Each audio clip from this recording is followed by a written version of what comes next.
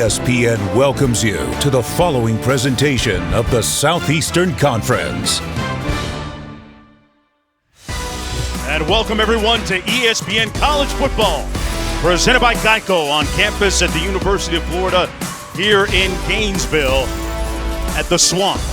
As the Gators, the predacious Gators, close in on another SEC East title, but still an important step to take today under the cloudy skies here against Kentucky.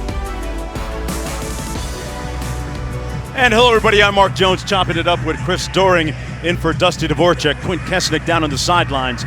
He'll be joining us in just a bit. Hey Chris, Florida with one of the most prolific teams, offenses in the entire school history, gets one of the human mismatches in all of college football back today. Things really looking up for them. Yeah, you're right. The offense has been rolling here, and that's what the Florida fans have wanted. That's why Dan Mullen was brought back here. This is probably the best offense they've had since he was the offensive coordinator under Urban Meyer. And you mentioned it, Kyle Pitts comes back today. But what an embarrassment of riches they have around Kyle Trask. It's a pick-your-poison situation for SEC defense. Guy that's almost uncoverable in the secondary. Hey, Quint, Kentucky dealing with a lot of COVID issues with impactful players, too. The Wildcats a bit shorthanded today. Minus 16 players off their roster, unavailable. Most profound on offense, though. They're going to be playing this game without three starters. A guard, their best running back, Chris Rodriguez, and a tight end. But Mark Stoops won't back down. And this game, Mark Jones, has brought out the best in Kentucky in recent years. Yeah, it sure has. A couple of years ago here in Gainesville, Kentucky, if you remember, ended a 31-year losing streak to the Gators, hoping that history will be poised and ready to repeat itself here today.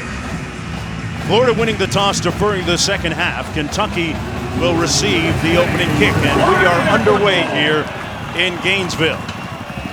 It'll come out first down and 10 from their own 25-yard line. That's where starting quarterback Terry Wilson will take the reins of this Kentucky offense. Wilson, a 6'3 senior from Oklahoma City, Oklahoma, completing 63% of his passes on the season. There's a look at his numbers last year against Florida. 2 years ago, when he didn't look so much like Terry Wilson. He looked a little bit like Russell Wilson. 11 of 16, 3 touchdowns in that upset win. From the 25, handed off to the tailback. That's A.J. Rose picking up about a yard on the play. Wilson at his best when he's making quick, decisive decisions. He's 15-7 as a starter. Runs the ball pretty well. And remember, Chris, during last week in their loss against Alabama, they actually looked good in the opening drive. Yeah, you're seeing some of what they did last week with some early down motions and shifts, trying to create some confusion with that Florida defense, which they struggled with last week against Vanderbilt. Second down and 9. Handoff, it's Rose up the middle, still on his feet. A.J. Rose out near midfield as they cash that front. Steiner making the tackle. And that's going to be one of the most important things for Florida today, being on the same page where their run fits are. Leaving gaps like that is going to be something that Kentucky will be able to take advantage of on the ground, much like they did early in the game against Alabama last week. Nice run by Rose, the 6'1 senior out of Cleveland, Ohio. A lot of moving parts. Wilson keeps it himself, has his tight end Keaton Upshaw blocking in front of him, and picks up about 6 yards on the play. We're going to see a lot of eye candy, right, from Kentucky offensively? A lot of eye candy before the snap, even eye candy afterwards in terms of all the misdirection that they utilize. Florida's got to be very disciplined with their eyes today and make sure that they're not getting tricked by all the movement and misdirection. Second down and 4. Upshaw, the tight ends, sets to the left of Wilson. Rose in the backfield. Wilson checks down, completes the pass, and another first down to their leading receiver, Josh Ali, out of Hollywood, Florida. And they move the chains, Chris. Mark, you're exactly right about what you said earlier. The quick passing game is going to be the key to this Kentucky offense today. They're not great throwing the football down the field, but here they do a nice job on the simple shallow cross, getting the ball to their best receiver, Josh Ali, and allowing him to make plays after the catch.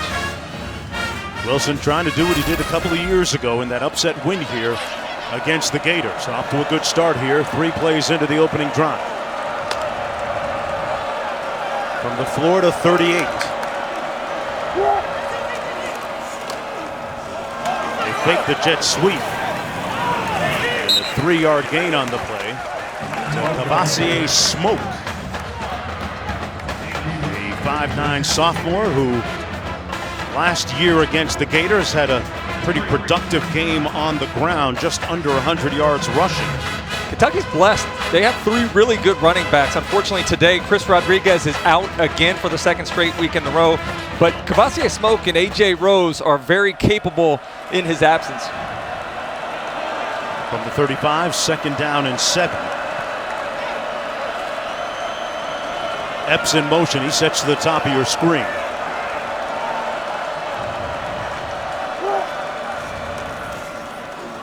They're going to run it again.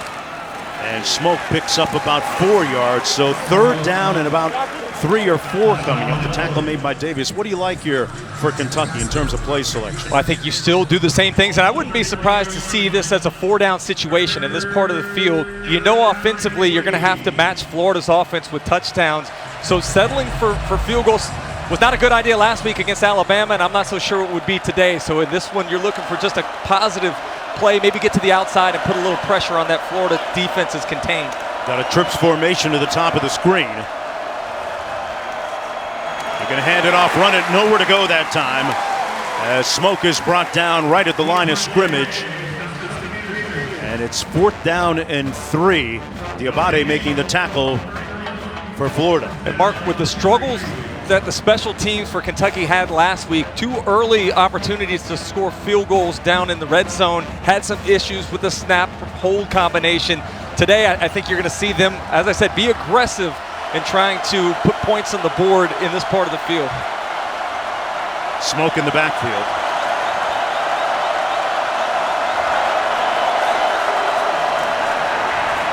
Wilson passing complete, wide open for the 1st down. Upshaw, and Upshaw makes it down to the 20-yard line. A nice conversion on 4th down, and a poised-looking quarterback, Terry Wilson. Yeah, they've gotten him in a rhythm so far. You see Kentucky going from the bunch set here. Florida having a hard time getting lined up with their assignments. That's too easy, and that's something Florida's had a hard time with. Look at 2 guys not on the same page, not understanding what their assignments are, leaving a receiver wide open in the flat. It's just unacceptable. Offensive coordinator Eddie Gran has to feel good about this opening drive so far. 1st and 10, Wilson under duress and sacked back at the 30-yard line by Cox. Brenton Cox Jr. with the 1st sack. Here's your best pass rusher for Florida's defense, former Georgia Bulldog transfer, taking advantage of this opportunity. Look at the hands. Swipes away at Darian Kennard. This is a guy at right tackle that didn't give up a sack at all the whole entire last year. So nice play by Cox, dipping and using his hands to get free. And a loss of 10, pushing them back to the 30-yard line. 2nd down and 20 for Kentucky. Running the play clock down. They're going to be very deliberate like they were a week ago against Alabama. Wilson chucking it downfield and overshoots his intended receiver. That was Rose coming out of the backfield. It'll be 3rd down and long, 20 to go. And Jonesy, we talked earlier about how limited this Kentucky offense is in terms of explosive plays. The worst thing that could have happened is the early sequence there of negative plays, setting them behind the chains. Now, difficult to pick up 3rd and 20 for any team, but even more important for Kentucky. The thing I will say, though, if Florida decides to play man coverage and they bring pressure, watch Terry Wilson's ability to elude in the pocket and scramble for the 1st down. Florida defense has come under criticism of late. Wilson sacked all the way back at the 42-yard line. They brought some pressure that time. Diabate was one of the first ones to get there along with Zachary Carter. Yeah, pressure from the left here. And Florida does a nice job with Diabate looping underneath, a little game from the left side. And I thought they did a great job of being disciplined in their rush lanes. Again, you have to be aware of the athletic ability of Terry Wilson, and you got to contain, put that box around him. That time they closed in from the outside and just suffocated the quarterback. He's got to make head coach Dan Mullen feel good. His defense coming up with 2 big negative plays from a head coach that told us on our meeting earlier this week that he felt like they took a little bit of a step backwards on the punt. A Line drive, fielded at the 8 by Kadarius Toney. That's a pretty good catch there, partner. Ill-advised, but a good catch. Yeah, he's back. And he might look like Santa Claus. He'll be handing out a lot of gifts to Gator fans today. That's his plan anyway.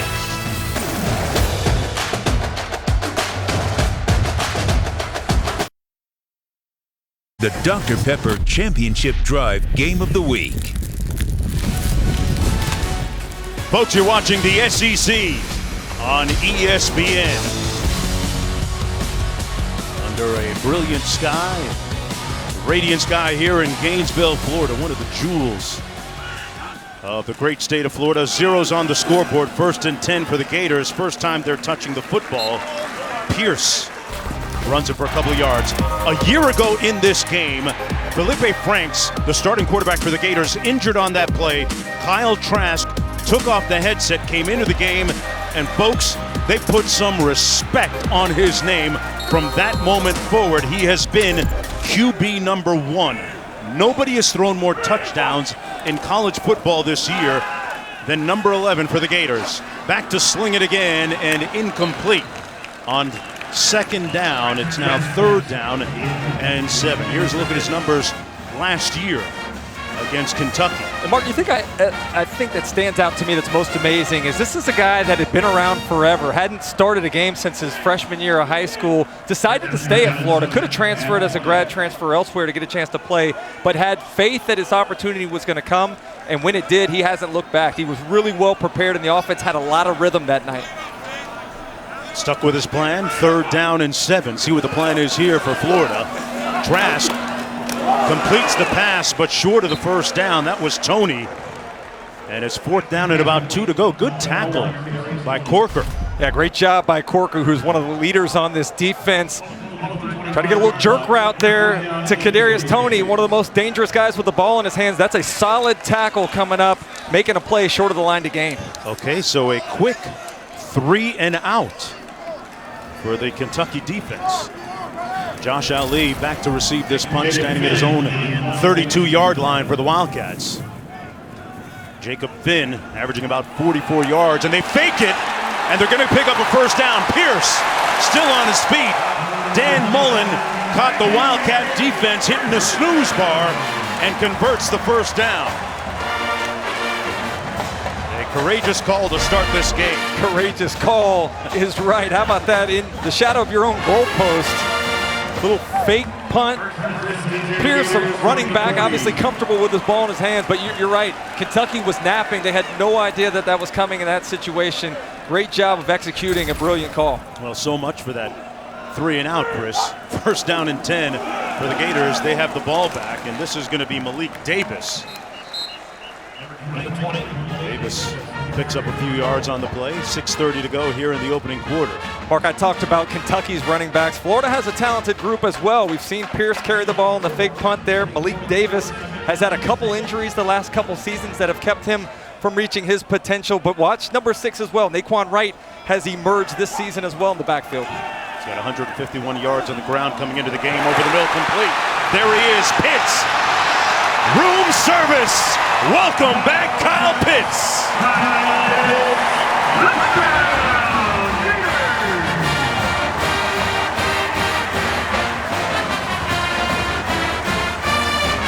If you don't know, you better ask somebody. Kyle Pitts with another touchdown, his 9th receiving touchdown of the season. And the meter is still running, folks.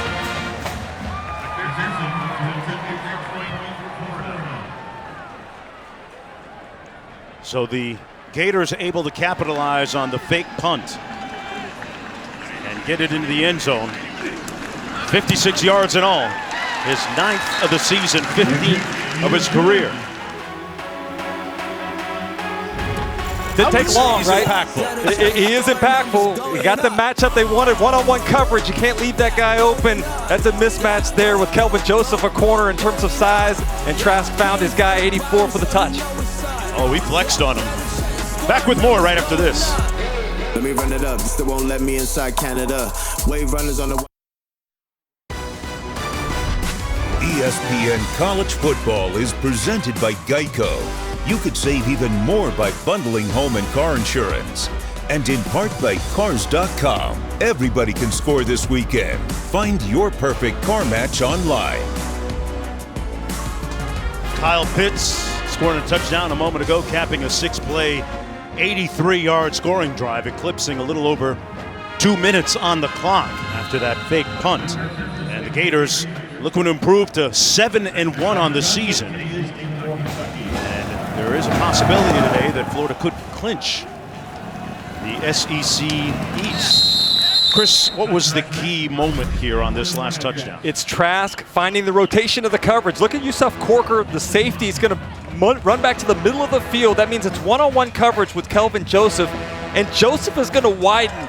So that allows Pitts to have the inside leverage. Watch him put his foot in the ground, sell him a little outside, and cross him over. Great throw, great awareness of what the defense is doing for Kyle Trask, finding that one-on-one that favors his guys.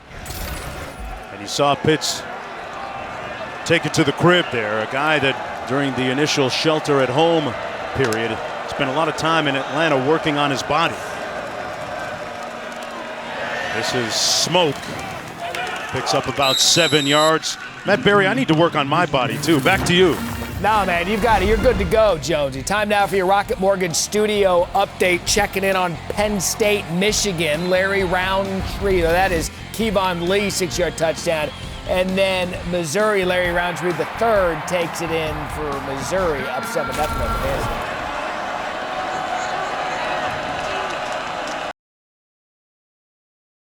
Second possession of the ball game. Wilson hands it off and nowhere to go for Cavassier Smoke, who's topped by Houston. James Houston, the 6'1", 240-pound weak side linebacker out of Fort Lauderdale, Florida. I'll tell you what, Cavassier Smoke is on my first team all college football, all name. There's no question. Between him and Auburn safety Smoke Monday, two pretty good names here in the league. And LSU has a commit called, his name is the coldest to ever do it. I mean, that takes the cake right there. Mic drop. I can't wait to see him play. 3rd down and 2.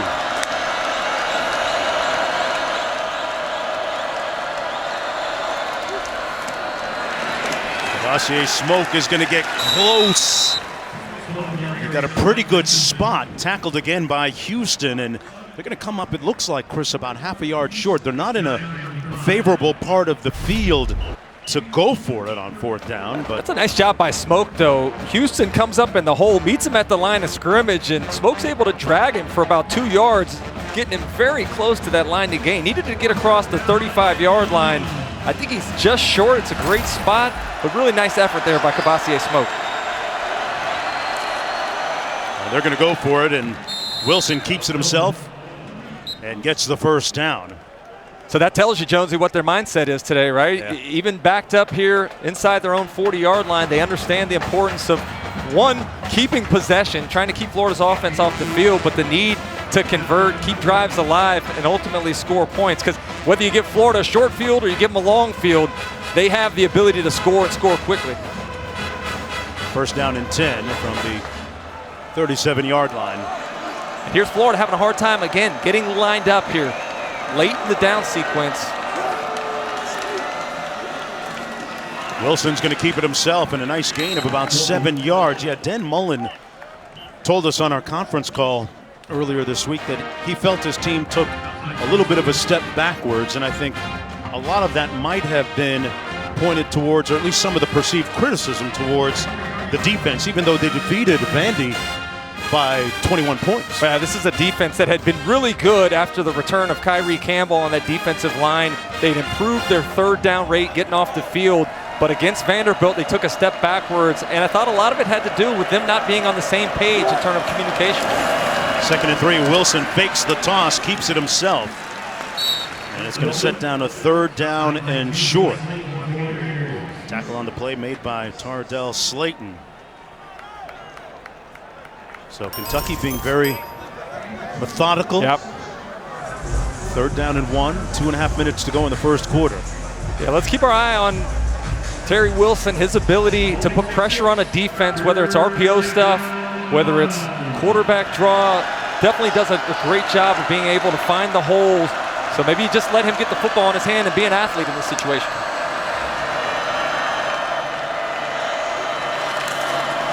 Wilson going to hand it off, nowhere to go. Boy, what a surge from the left side of that defensive front, led by Slayton again. Yeah, you called his name. This is what Florida did not have early in the season. They lacked the penetration, they lacked the push up front defensively that we've come to know from Florida's defense and expect from Todd Grantham.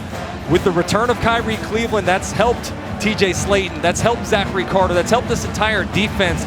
That time doing a nice job of getting that penetration to disrupt the run before it could get going. So Max Duffy going to get an appearance here. The punter, the reigning Ray Guy Award winner, missed last week's game against Alabama with a high end-over-end punt that comes down at the 17-yard line to Tony. It'll be first down and 10 from there, where Kyle Trask will take the reins of the Gators offense when we come back.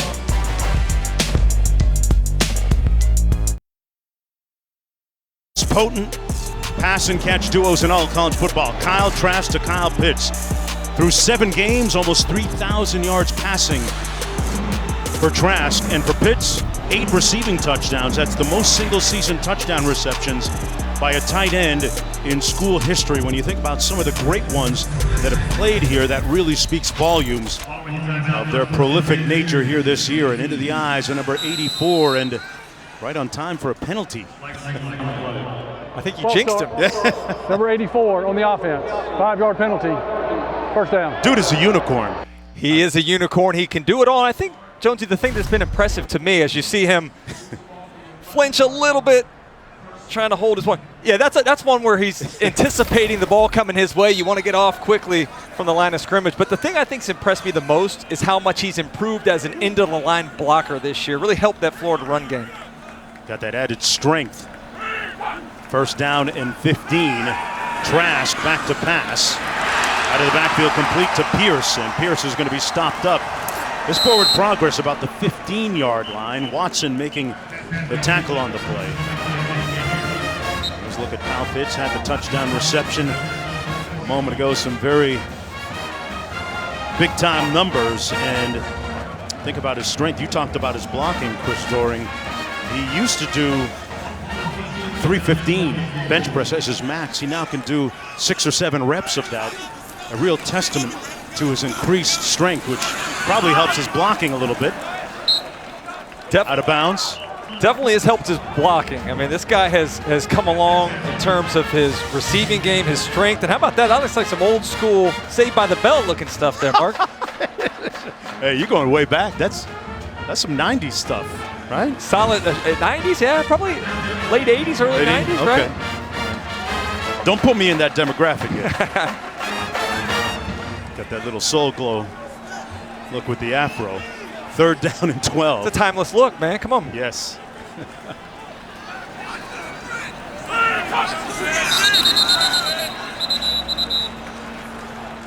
We're going to blow this one dead.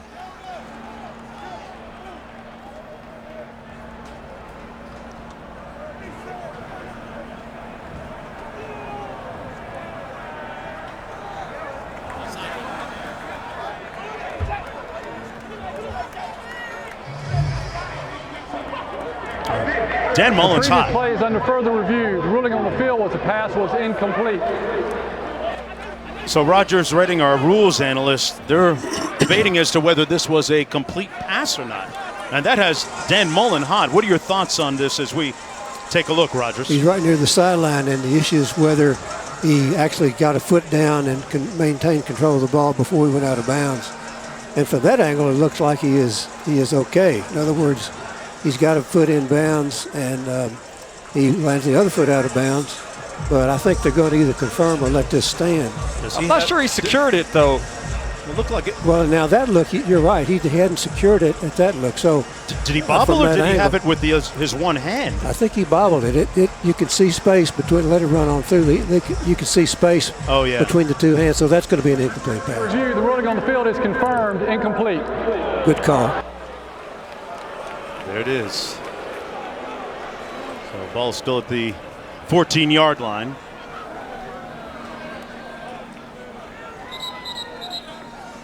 Kyle Pitts actually wanted to play last week in that game against Vanderbilt. He was injured in that Georgia game 3 weeks ago.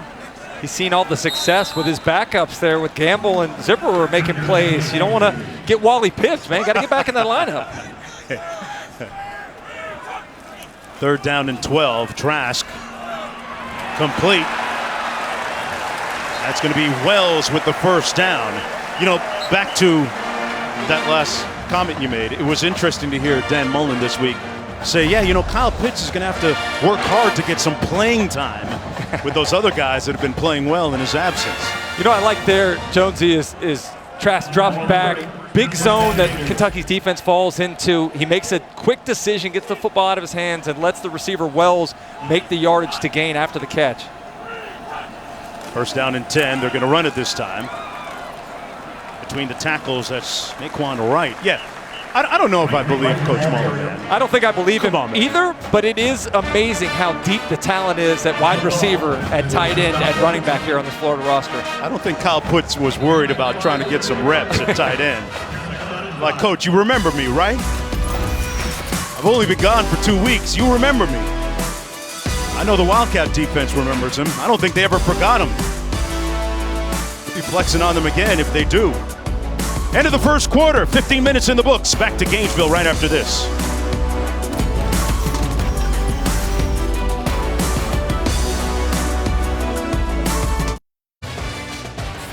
Welcome back to ESPN College Football presented by Geico as we continue our Dr. Pepper's Championship Drive game of the week. 7-0, the Gators leading the Wildcats. Florida looking to improve to 6-1. A win here today coupled with South Carolina win against Georgia, they would clinch the East. And Chris, I'm a big drumstick guy. I don't know about you. It's a little messy for me. 5 yards to go and catch by Shorter. Fumbled, the ball came out, and Kentucky recovers the fumble. So the first turnover of the game, the ball coming loose, and the Wildcats have it.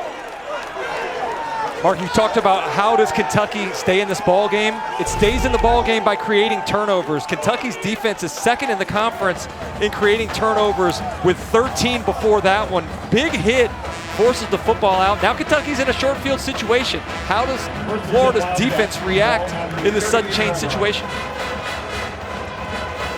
So a great break for the Wildcats, who struggled on offense in the last several games. There's a look at the turnover. What do you think? Does Kentucky take a shot here? I don't know that they take a shot because that's not really what they do. But I think right now the key thing is staying ahead of the chains. Make your 3 or 4 yards here. Get to 3rd manageable. See if you can't break one with the athleticism of your quarterback, Terry Wilson. From the 38-yard line. Best starting field position of the afternoon for the Wildcats. Wilson pulls it out, completes the pass to his tight end, Keaton Upshaw. And they move the chains, a gain of about 13 yards. Steiner making the stop. Yeah, this is one of the comfort zones for Terry Wilson on the RPO. Look at the Florida defense get sucked up with the handoff fake to A.J. Rose. An easy throw over the middle of the field to his big tight end, Keaton Upshaw, who's really emerged. I think he's improved a lot since the beginning of the season. We talked about remembering this appearance in Gainesville a couple of years ago.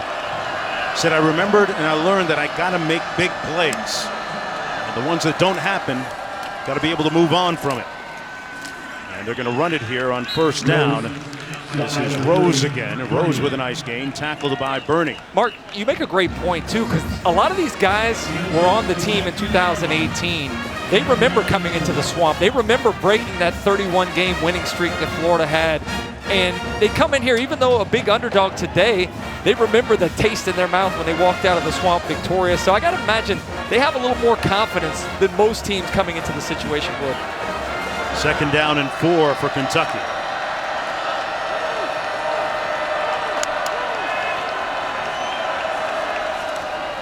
Wilson hands it off again. Tough running by Rose, but stopped about a yard shy of the 1st down. Good tackle by Burney. Kentucky struggled on third downs today, 0 of 4 in their first 2 possessions, but they've been able to leave themselves in manageable situations. Twice today they've gone for it on fourth down. Twice they've been able to convert. Obviously you're in 4-down territory here with a quick snap. And Wilson's going to pick up the first down. Interesting to see Rose come off the field. There's a flag on the field. Let's see what this flag is about. But you saw Rose, he was limping after that previous play. And he's gone to the sidelines. Remember, they're already short at that position. Offside on the defense. 5-yard penalty from the previous spot. Result down. First down Wildcats. Remember, Christopher Rodriguez already out. Rose a little nicked up on that previous play. I love what Kentucky did right there. They got to the line of scrimmage in a hurry, caught Florida off guard, were able to draw them offsides. But I think they would have had the first down anywhere there. But that's a great job of getting on the same page and getting to the line of scrimmage and running the play. This is the deepest Kentucky has been in Florida territory all game. Wilson running it down to 11. They hand it off. And Rose, Smoke, down to about the 3-yard line. Good spin move by Cavassier Smoke, the sophomore. Ventrell Miller making the tackle for the Gators. Kentucky, 4-yard line. second down to go. Smoke already with 23 yards rushing. You can tell what the game plan was coming in, Mark. They ran the ball 15 times on their 18 plays in the first quarter. Feel really confident about that offensive line's ability to move the defensive front off the line of scrimmage. They're spreading out that Florida defense. 3 receivers out to the top of your screen. And nowhere to go. Campbell making the tackle on Smoke. Yeah, we talked about his return to the lineup. Missed the first 3 games of the season, but Kyrie Campbell has really been the catalyst for the improvement of Florida's defense, taking up space on the inside. Last week, 9 tackles against Vanderbilt, led the team in Nashville last week. Todd Grantham telling us that his presence makes them just physically bigger and better up front. 3rd and 3.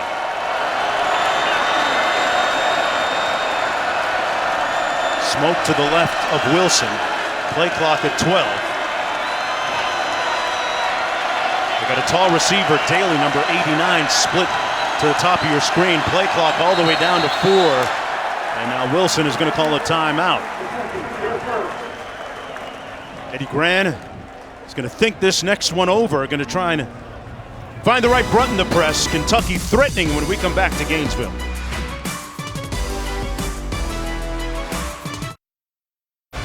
Hey, this season, for every field goal and extra point made by participating universities, Allstate will make a contribution to the university's General Scholarship Fund. Thank you, Allstate. Back here at the game, second quarter, 11:23 to go in the first half. Kentucky threatening 3rd down and 3.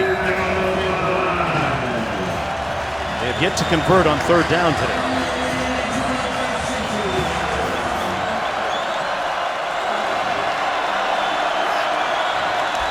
Daly in motion. Wilson into the end zone. Touchdown, Upshaw. What a grab in traffic. And the Wildcats a point away from tying it up. Mark, the one thing you can't do is coach length. That's your 6'6" tight end there, being able to go up and get the football in one-on-one coverage. There he is lined up on the right side at the wing position. Hard play fake, draws up the defense. Just takes a split second of the defense getting their eyes caught in the backfield to gain a step. Nice throw by Terry Wilson, putting it up high where his guy could go get the football. Yeah, great touch by Wilson, his 7th touchdown pass of the season. And for Upshaw, that was his 3rd touchdown catch of the year, 4th of his career. And the Wildcats got it all started with that turnover. This big hit. And pounced on the loose ball. And then a moment ago, you saw Keaton Upshaw in the end zone. You could almost hear him saying, hey, over here, I got a little one. Tied at 7 when we come back.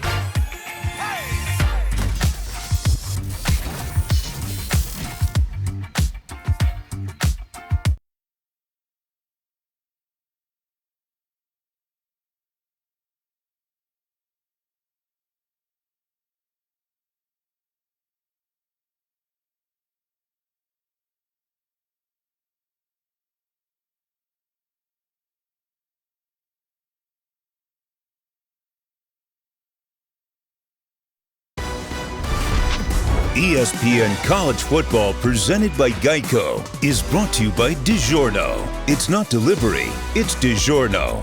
And Duluth Trading Company, tough, ingenious workwear designed and tested by tradesmen. 11:18 to go in the first half, and we are knotted at 7 apiece between Kentucky and Florida.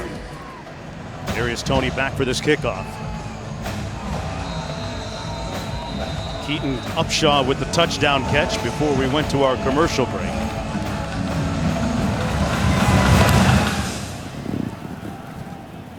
And Tony watches it go over his head into the end zone. It'll be 1st and 10 from the 25 as we go back to the studio. All right, guys, have an LL Bean studio update for you. Checking in on the Big 12. If Oklahoma State were to lose to Texas Tech, Iowa State would be in the Big 12 championship game today. That is Sir Roderick Thompson, 59-yard score. Desmond Jackson of the Pokes bring it right back. We are tied at 7 apiece. Texas Tech and Oklahoma State. All right, on this, the last Saturday in November. They say that you remember November. This team's trying to peak at just the right time. Trask out of the shotgun under a little bit of heat. Lets go of it and finds Tony open for the first down. Remember now that the 5 of the last 6 times these two teams have hooked up, the game has been in question in the fourth quarter. In the last 3 meetings, they've been particularly close. Back in 2017, it was 28-27. Then 2 years ago, it was the upset by Kentucky here. Trask on the toss to the wide side of the field. This is Malik Davis. And he's going to be lucky to get back to the line of scrimmage. You know, talking about Kyle Trask, and it was in this game last year he made his appearance and subsequent emergence. Chris, he was the 2,123rd rated player in high school. Yeah. So you can keep your rankings, right? Yeah, believe me, I speak from experience with that, and certainly has been a pleasure watching him get his chance and take advantage of that opportunity. Hands it off this play to Malik Davis. Yeah, his only other offer besides Florida was Dallas Baptist, a Division II school in Texas. And if you can name the conference, dinner's on me. No chance. I have no idea. You know it? No, I don't. I was going to say, I had to look it up. You're asking me a question without even knowing the answer. I cheated. I thought maybe you could help me. What a great story Trask has been since that time last year up until now. Maybe the front runner to win the Heisman Trophy. 3rd down and 6 for the Gators. Trask out of the pocket. Incomplete over the head of his running back, Davis. And they'll have to punt. Malik Davis has been really solid for Florida in the passing game. Had a big game against Georgia a couple weeks ago. This time, nice job on the switch release. That's a ball he's got to catch, maybe a little high, but he's shown the capability in hands to be able to make that catch and extend a drive. Florida has not been very sharp today offensively. Had the big play early with Pitts, but since that time, just haven't seemed to be able to get into that rhythm that we've known this offense to be. Meanwhile, that's Josh Ali standing inside his own 10-yard line, a high end-over-end punt. Ali calls for the fair catch at the 6-yard line. It'll be 1st and 10 from there. Well, tonight, LSU freshman quarterback T.J. Finley leads the Tigers into College Station, taking on Kellen Mond, number 5 Texas A&M. The Aggies at 7 Eastern, 6 Central on ESPN, as well as the ESPN app. Remember, last year in Baton Rouge, Mond threw for only 92 yards, was picked off 3 times.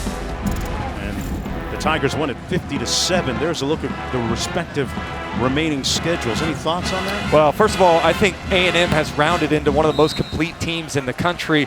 We saw them play really well at home against Florida. They've developed a running physical mentality. Spiller and Smith have been able to take some of that pressure off Mond, and that offense has really started clicking over the last month and a half. Yeah, they've been particularly balanced. Jimbo Fisher finding his way and his team, and it's arguably the most talented squad he's had in a short time. It is. Heading into the 3rd year, the schedule got more manageable. That was before the pandemic struck, and everybody thought this was the year they were going to take that step forward. Then all of a sudden you add Tennessee and Florida from the East, and your schedule looks that much more difficult, particularly because you have to play Alabama and Florida in the first 3 weeks of the season. They were able to split those games, and they've been really hot ever since. Lavassier Smoke Out to the 20-yard line, moves the chains. Very impressive run, the sophomore. Eddie Gran, the offensive coordinator, has had a daunting challenge this year with some of the issues that they've had to deal with, not only as a team, but as an offense. One of them losing their offensive line coach, the much-loved John Schlarman, who's gone home to be with the Lord. He passed away the result of cancer.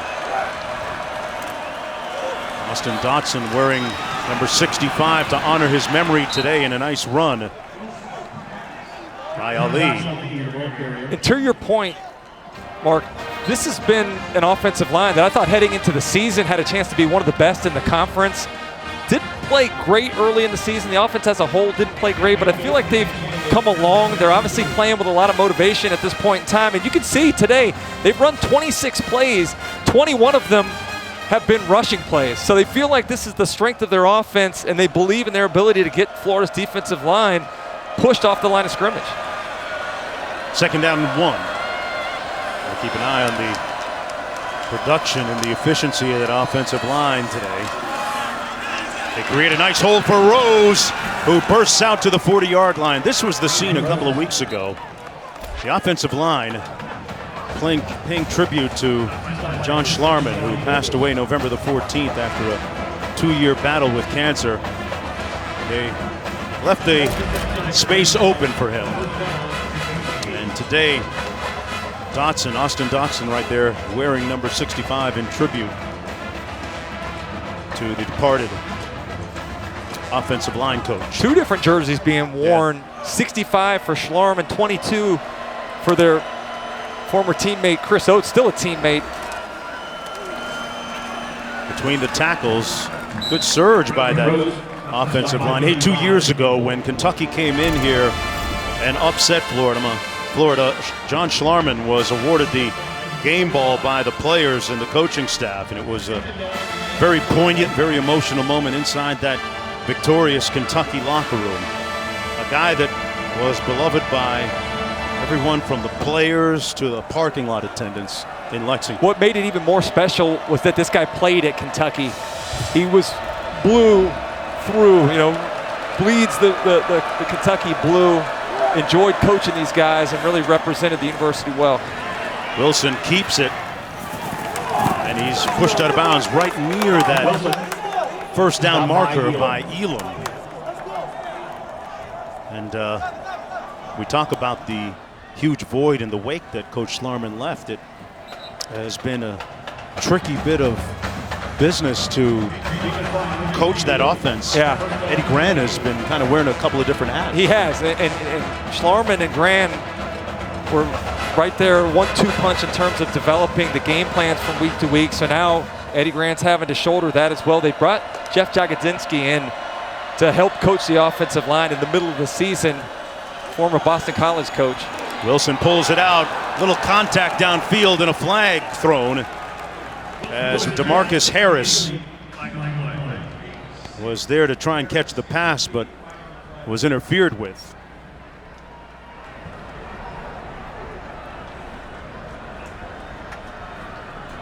Yeah, that was Elam that had a handful of jerseys. Number 5, the ball will be placed at the spot of the foul, automatic 1st down. Yeah, Elam was holding him like a grudge that time. Obvious flag.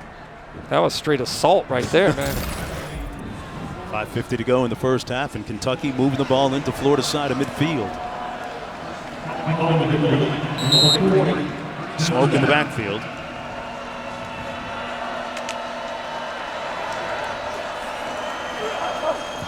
Josh Ali has a nice wave of blockers in front of him and picks up about 15 yards. Steiner making the tackle, and they move the chains again. Yeah, that's a great job of a little misdirection, creating a little seam in the defense. Look at expanding the edge. Josh Ali finding ways to get him the football. He's probably their most dangerous wide receiver. You saw him do that quite a bit last week against Alabama. Early in the game, had a big play on a jet sweep, that time taking the handoff up right around left edge. And I love the play calling so far here, Mark. It really has been an emphasis on letting the offensive line get a push up front and then mixing in a pass here and there. They got the Gators spread out on 1st and 10 and nowhere to go. Smoke stopped up right at the line of scrimmage at the 25-yard line by Gervin Dexter, the true freshman from Lake Wales, Florida. It'll be 2nd down and 10 to go. Under 5 minutes to go in the first half. How about Dexter? 6'6", 308 pounds. This guy was playing high school football last year. One of the crown jewels of Florida's recruiting class from this past offseason. Really has come in and played a lot of snaps for a defensive line that was a little thin heading into the season. Dan Mullen has had some very good recruiting classes. 2nd down and 10. Wilson out of the backfield, complete. Ali going to get back to the line of scrimmage. Elam making yet another tackle, so 3rd and long coming up for the Wildcats, keeping Kyle Trask off the field. A little over 4 minutes to go here in the first half, tied at 7.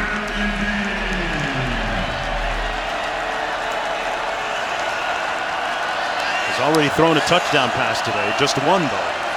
3rd and 9.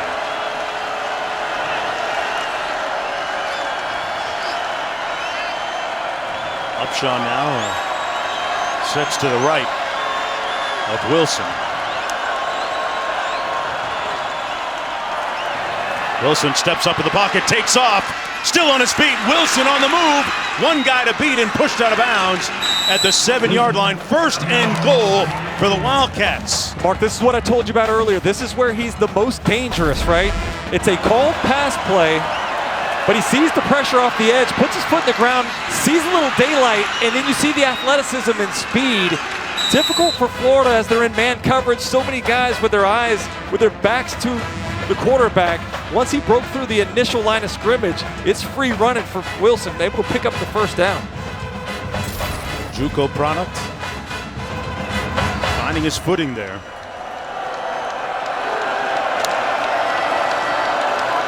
First and goal for the Wildcats.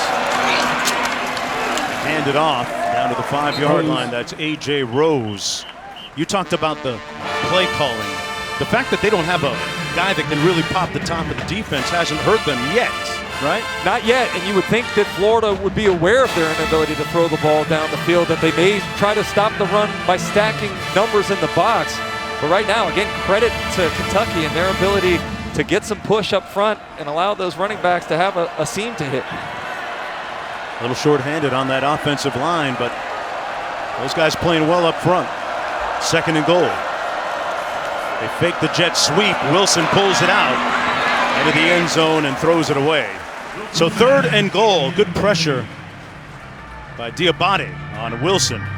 What do you like coming up for the Wildcats here in terms of play selection? Again, I think it's about getting the ball in your quarterback's hands outside of the pocket. I like some sort of sprint out, some sort of potential rub play. Offensively, we call it a rub instead of a pick, but some way you can try to create a little pressure on the defense by getting Terry Wilson outside of the pocket.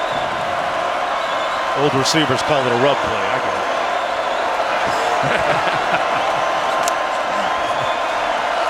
it. 3rd and goal. Wilson surveys. And incomplete. 4th and goal. And a flag down at about the 11-yard line. Let's see what this is about first.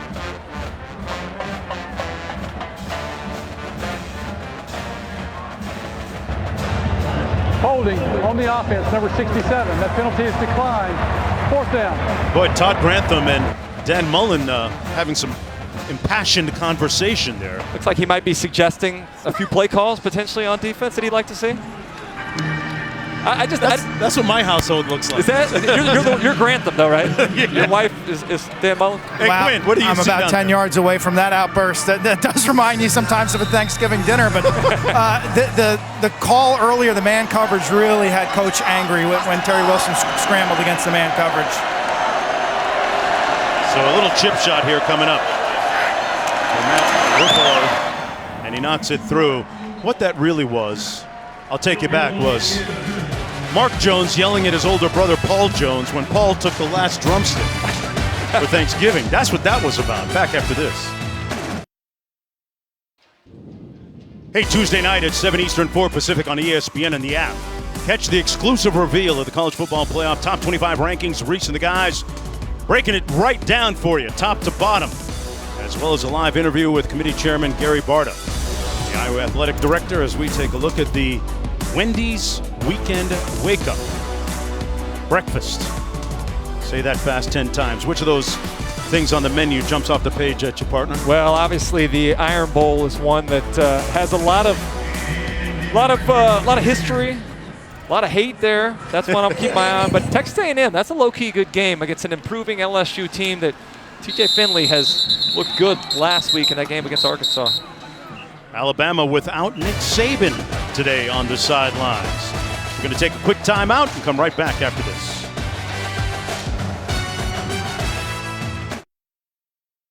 We have history in the SEC, highlights of Vanderbilt, Missouri, plus Oklahoma State still playing for a spot in the Big 12 championship game, and Penn State, Michigan. Not what it's been in the past, but still a good football game. Jesse Palmer and Joey Galloway join me coming up on the Lexus Halftime Report. All right, Matt, back here. It's first down and 10 for the Gators. 2:13 to go in the first half, and surprise, Kentucky leading by a field goal. Kyle Trask hits his back and completes the pass to Naquan Wright, picking up a few yards. Kentucky has yet to defeat a top 6 ranked Florida. 0-15 all time and a losing margin of 32 points. Trying to flip that script here today.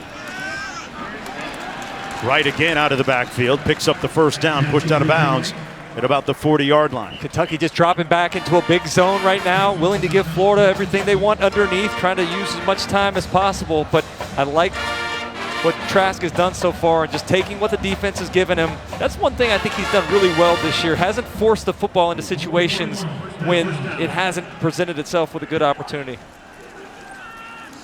Here he is out of the backfield, complete. Once again, it's Wright, and Wright about a yard shy of the first down. It's interesting, I thought Dan Mullen's comments about Trask being a quote-unquote game manager were enlightening, because he said that a lot of people think that it's a negative term, but when you manage the game correctly, take what the defense is offering you, you're doing a great job. That's exactly what you're supposed to do, right? I mean, you're supposed to be the guy that orchestrates the offense, delivers the football to the playmakers, understands what the defense is trying to do with you, and go where the defense is not. And I think that term originated in Alabama. Remember early on with guys like Greg McElroy and A.J. McCarron, and they viewed that as a negative, when in fact that was nothing more than a guy doing exactly what he's been tasked to do as the quarterback in that offense. Amen. Quentin Bohanna, the injured Kentucky player on the field. And coming up tomorrow on NFL Sunday Countdown, a one-on-one with Kyler Murray, Phillip Rivers, plus Peyton Manning gets a beast mode lesson from Marshawn Lynch. That should be fun. Kick off your week 12 with Sunday NFL Countdown at 10 a.m. Eastern Time on ESPN. Did you see Marshawn Lynch passing out turkeys in Hawaii? Great. Good dude, right? Great philanthropy. Does a lot of wonderful things in the Bay Area as well. Good to see Bohanna get up. This is a guy that got injured in the Georgia game a couple weeks back. Big in this defense, you know, prototypical nose, does a great job of holding the point. So hopefully for Kentucky's defense, he's able to get back in there really soon, because that's a big hole to fill in the front of that defense. Speaking of one of the variables in Kentucky's defense, number 4 right there, Josh Pascal. One of the inspirational leaders. Have not called his name much here today, but that Wildcat defense holding this prolific Florida offense to just 7 points with under 2 minutes to go in the first half. Trask. And wisely throws it away. I think that's where Trask is actually improved. Sorry to interrupt you, Mark, but last year he didn't necessarily have the feel for when that clock goes off in your head, when you got to get rid of the football. Sack too often, strip sacks way more than what you can allow offensively. This year I think he's done a better job of feeling that rush, feeling when time's expiring, and that time throwing the football away, coming back to live for second down. 2nd and 10, little receiver screen on the edge. Pass complete. That's Grimes. I haven't said his name much here this afternoon. He's one of the better receivers in that troika of Florida receivers that have 6 or more touchdown catches on the year. Here's the call. Personal foul, face mask, number 72 on the offense. 15-yard penalty from the previous spot. Replay, second down. Well, you couldn't blame Dan Mullen for being a little bit irate at the moment. Yeah, he thought his team took a step backwards last week against Vanderbilt. I don't know that they've done anything differently than what they did last week. Yeah. Take a look. Little tunnel screen out to the left. Stone Forsythe, the tackle out in space.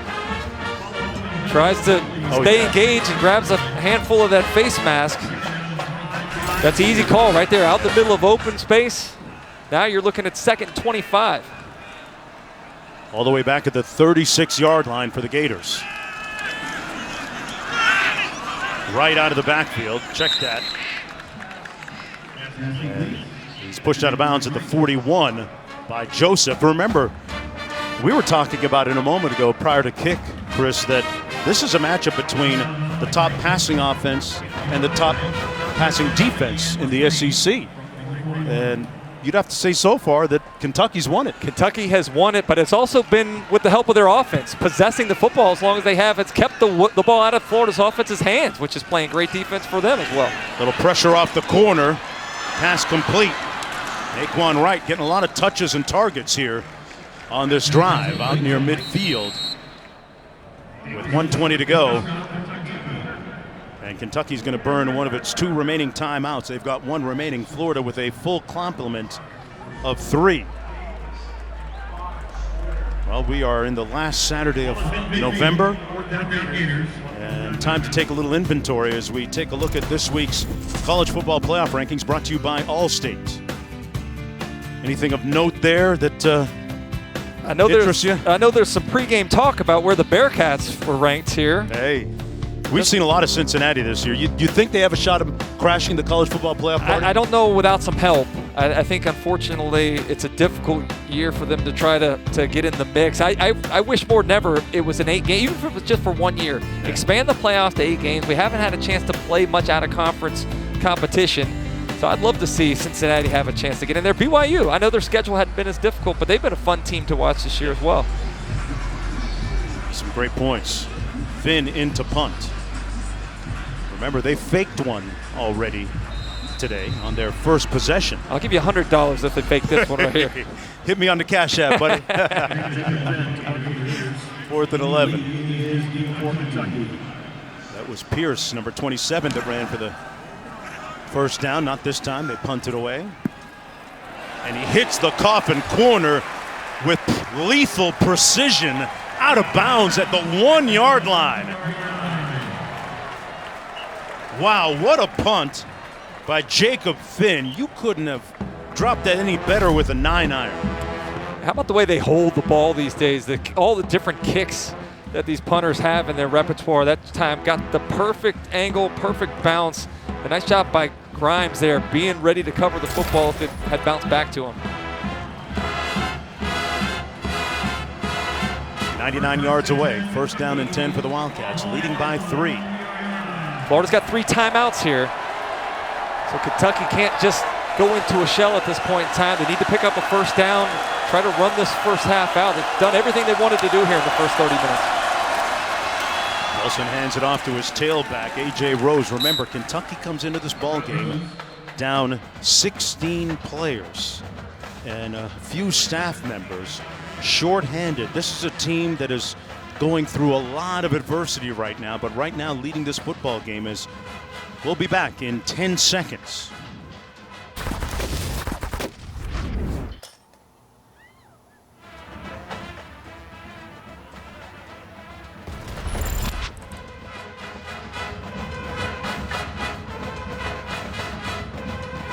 You know, it was interesting speaking with quarterback Terry Wilson this week with all of the COVID cases they've had with Kentucky, 16 players last week, about the same number this week. I said, what's the toughest part of navigating just getting to the field on Saturday? He said, you know, we're tested 3 times a week, got the protocols, and they're very tedious, Mr. Jones. He says, and all you want to do is play football. So really, for Coach Stoops' team just to make it here, this game could have been called. How about the flexibility you have to show. Last week they lose Jamin Davis on Friday before they're about to get on the plane to Tuscaloosa. They lose Justin Rigg, one of their tight ends. Right now trying to author another upset like they did back in 2018. That's Rose picking up about 4 yards. It'll be third down coming up with 1:01 to go. That's something Eddie Graham wanted to do last week. Utilize a little 12 personnel, 1 back, 2 tight ends. But when you lose Justin Rigg, all of a sudden you have to change your game plan completely. That was a large chunk of what they were planning to do last week against Alabama. Talked about the emotional strain and losing Coach Schlarman and going through COVID protocols and losing players and just making it here to Gainesville. When we spoke to Coach Stoops earlier in the week, you would not blame him if he said, you know what, my team's not in a fantastic position to play here. I would rather not, but he's that Youngstown, Ohio guy. You know, he likes to fight and get out there and battle. Yeah, no doubt about it. He's a competitor. He's brought that out of his teams. This is one of the most physical teams in the SEC on both lines of scrimmage. That's not something you could always say about Kentucky. So it speaks to what he's done in terms of creating culture there in Lexington. He's really done a great job there. 4 consecutive winning seasons, and they're going to end up short on this third down attempt, and A.J. Rose is holding his right leg. Sets up an interesting scenario here for Florida with 56 seconds to go. Rose, though, remember, they're already without Rodriguez, who's arguably their best tailback. And now Rose, immediately after that play, was holding his right leg. They've got Cavassier Smoke, who's already run for close to 30 yards in this football game. But, boy, this is a team that has been unyielding and unrelenting in its will. And now they're dealing with perhaps another injury. Yeah, this is a team that has been running on fumes after all they've been through in terms of losing Chris Oates early in the offseason with his medical issue that's kept him out, what they're dealing with the passing of John Schlarman, their offensive line coach. Bunch of guys out last week and again this week. They continue to get that energy level up. They continue to show up, and I think that's the thing that's most impressive to me. I wouldn't have expected anything else from a Mark Stoops coach team either. So Rose is helped off the field with 56 seconds to go here in the first half. His right ankle apparently rolled up on as he goes down to the ground right there. Yeah. Miller falling on it. Junkie, you talked a little bit about the running backs already down. Chris Rodriguez, maybe their best back. That injury to A.J. Rose. I look forward to seeing Jaton McClain. He's a freshman, and the coaches have talked an awful lot about his ability, what he brings. So I wonder if just by pure thin numbers, we'll get a chance to see the freshman in the second half. Max Duffy into punt.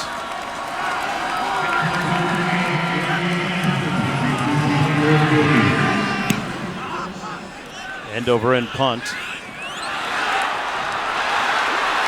Tony on the other side of the field. Great okey doke, and they score the touchdown. Gotcha. Kadarius Toney took advantage of the misdirection in punt coverage.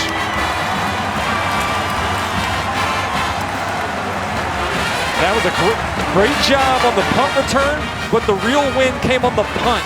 The fin punt that downed the ball inside the 1 yard line. The defense gets the stop, forces the punt here before halftime. And Kadarius Toney's one of the most dangerous weapons in the entire country. So much fun to watch with the football in his hands.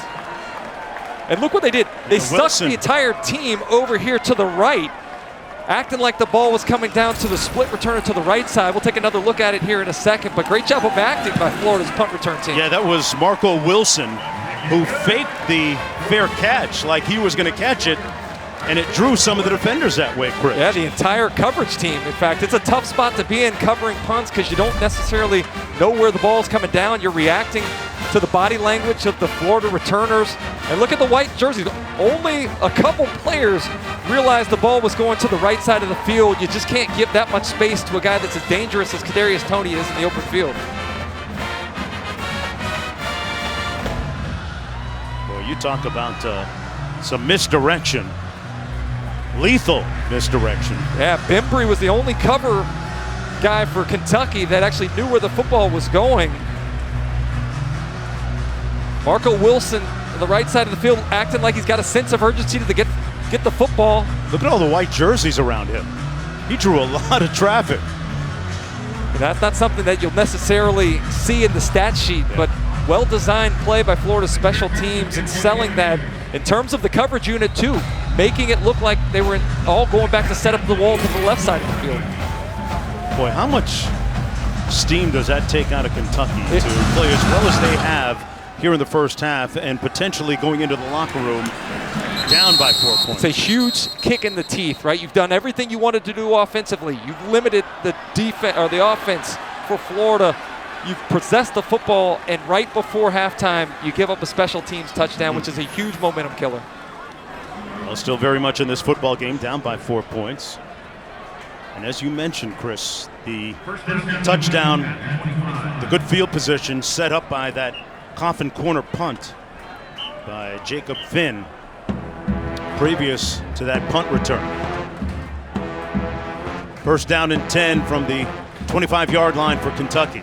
3-5 on the season, coming off a loss last week against Alabama. A win today for Florida, coupled with a Georgia loss against South Carolina. And Florida would clinch the SEC East.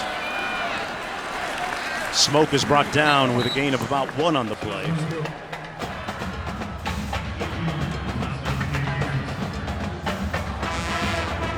When we asked Dan Mullen about the importance of this game, he said it's everything.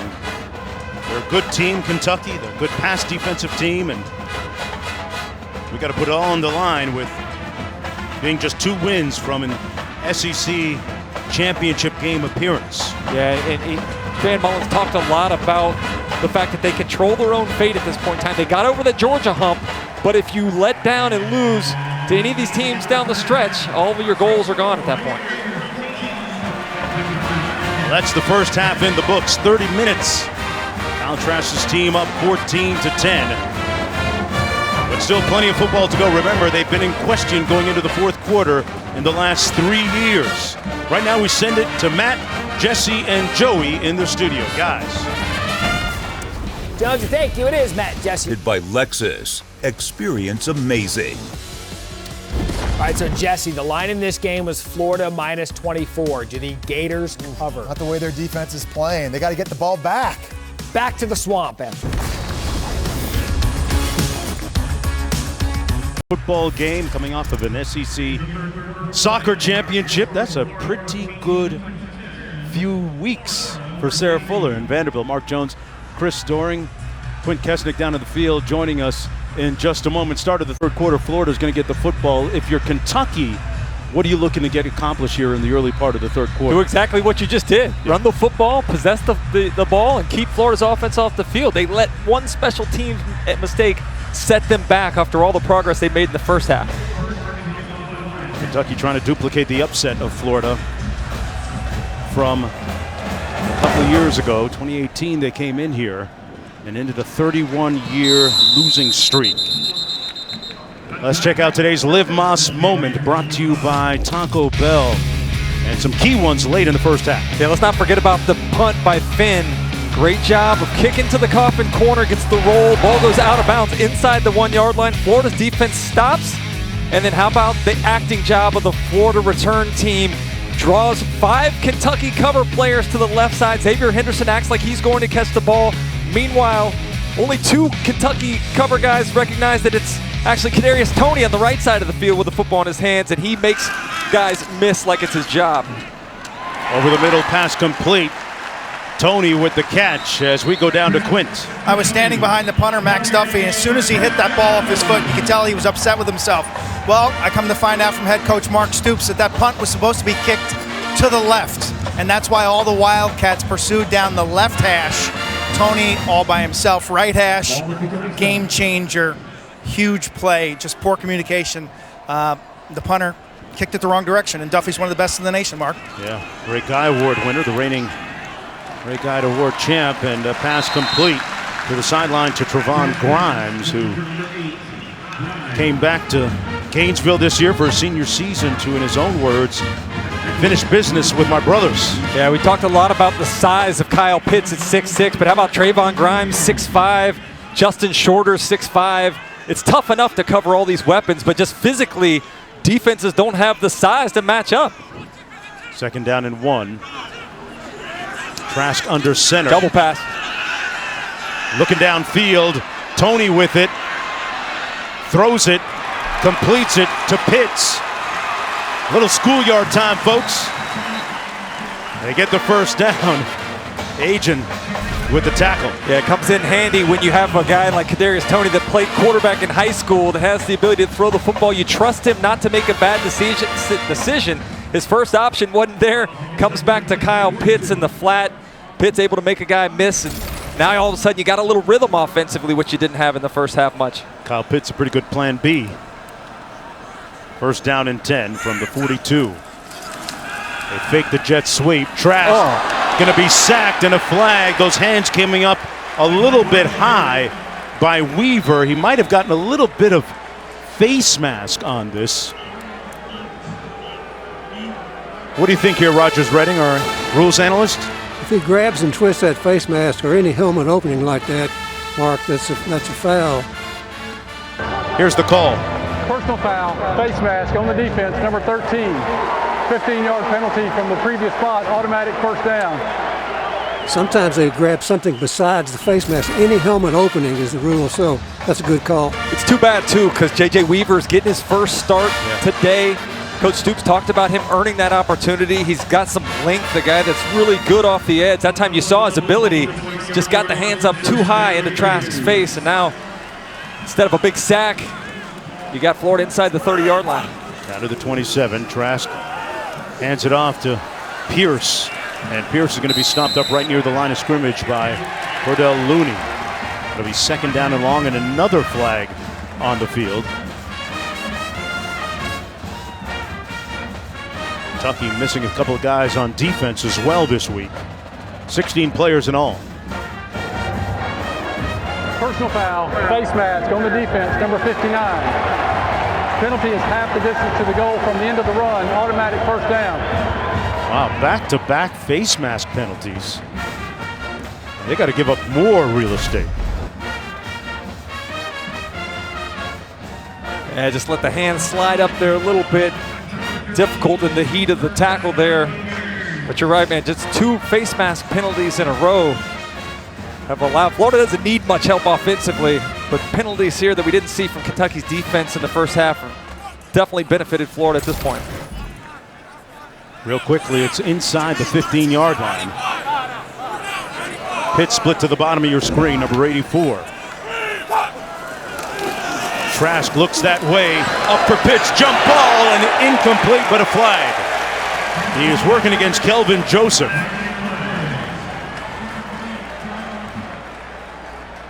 That's what Florida likes to do, get the 6'6" Pitts outside. Pass interference on the defense, number 1. Foul occurred in the end zone. The ball will be placed at the 2-yard line. 1st down. He's a physical mismatch. Kelvin Joseph, 6'1", got some length for a corner, but just can't match up with the size of Kyle Pitts. You're either going to be able to catch the football, get a pass interference, or the ball's going to fall incomplete. That's a play that they go to in this part of the field quite a bit with Kyle Pitts. Yeah, 6'1", you said it. Joseph is 6'1". That's not small by any standard for a corner, but against Pitts, unfortunately for them, it is. Again, they got him matched up to the left, 1-on-1. 1st and goal. Trask, Pitts, touchdown, the remix. And he rocked the baby to sleep.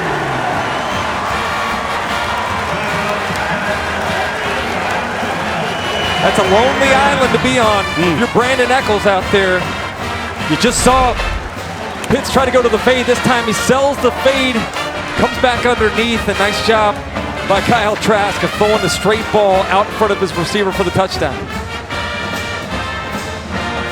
Pitts with those sure hands and looked at Eccles and said, yeah, it's bedtime, singing you a lullaby. His second touchdown reception of the ball game, and Florida increasing its lead. And for Trask, his 33rd touchdown pass of the season, more than anybody in college football. Kyle Pitts making a propitious reemergence to the field this week.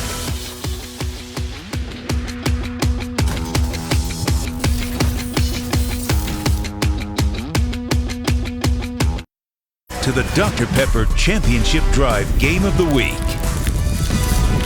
Welcome back, everyone, to ESPN College Football, presented by Geico.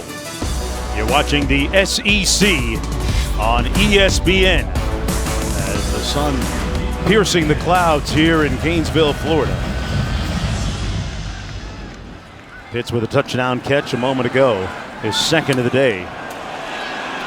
Johnson on the kickoff return for Kentucky, and a flag thrown at the 17-yard line. We've seen a litany of flags during that last Florida drive, and here on the kickoff again. Yeah, all against Kentucky. Been killers for Kentucky out of the break.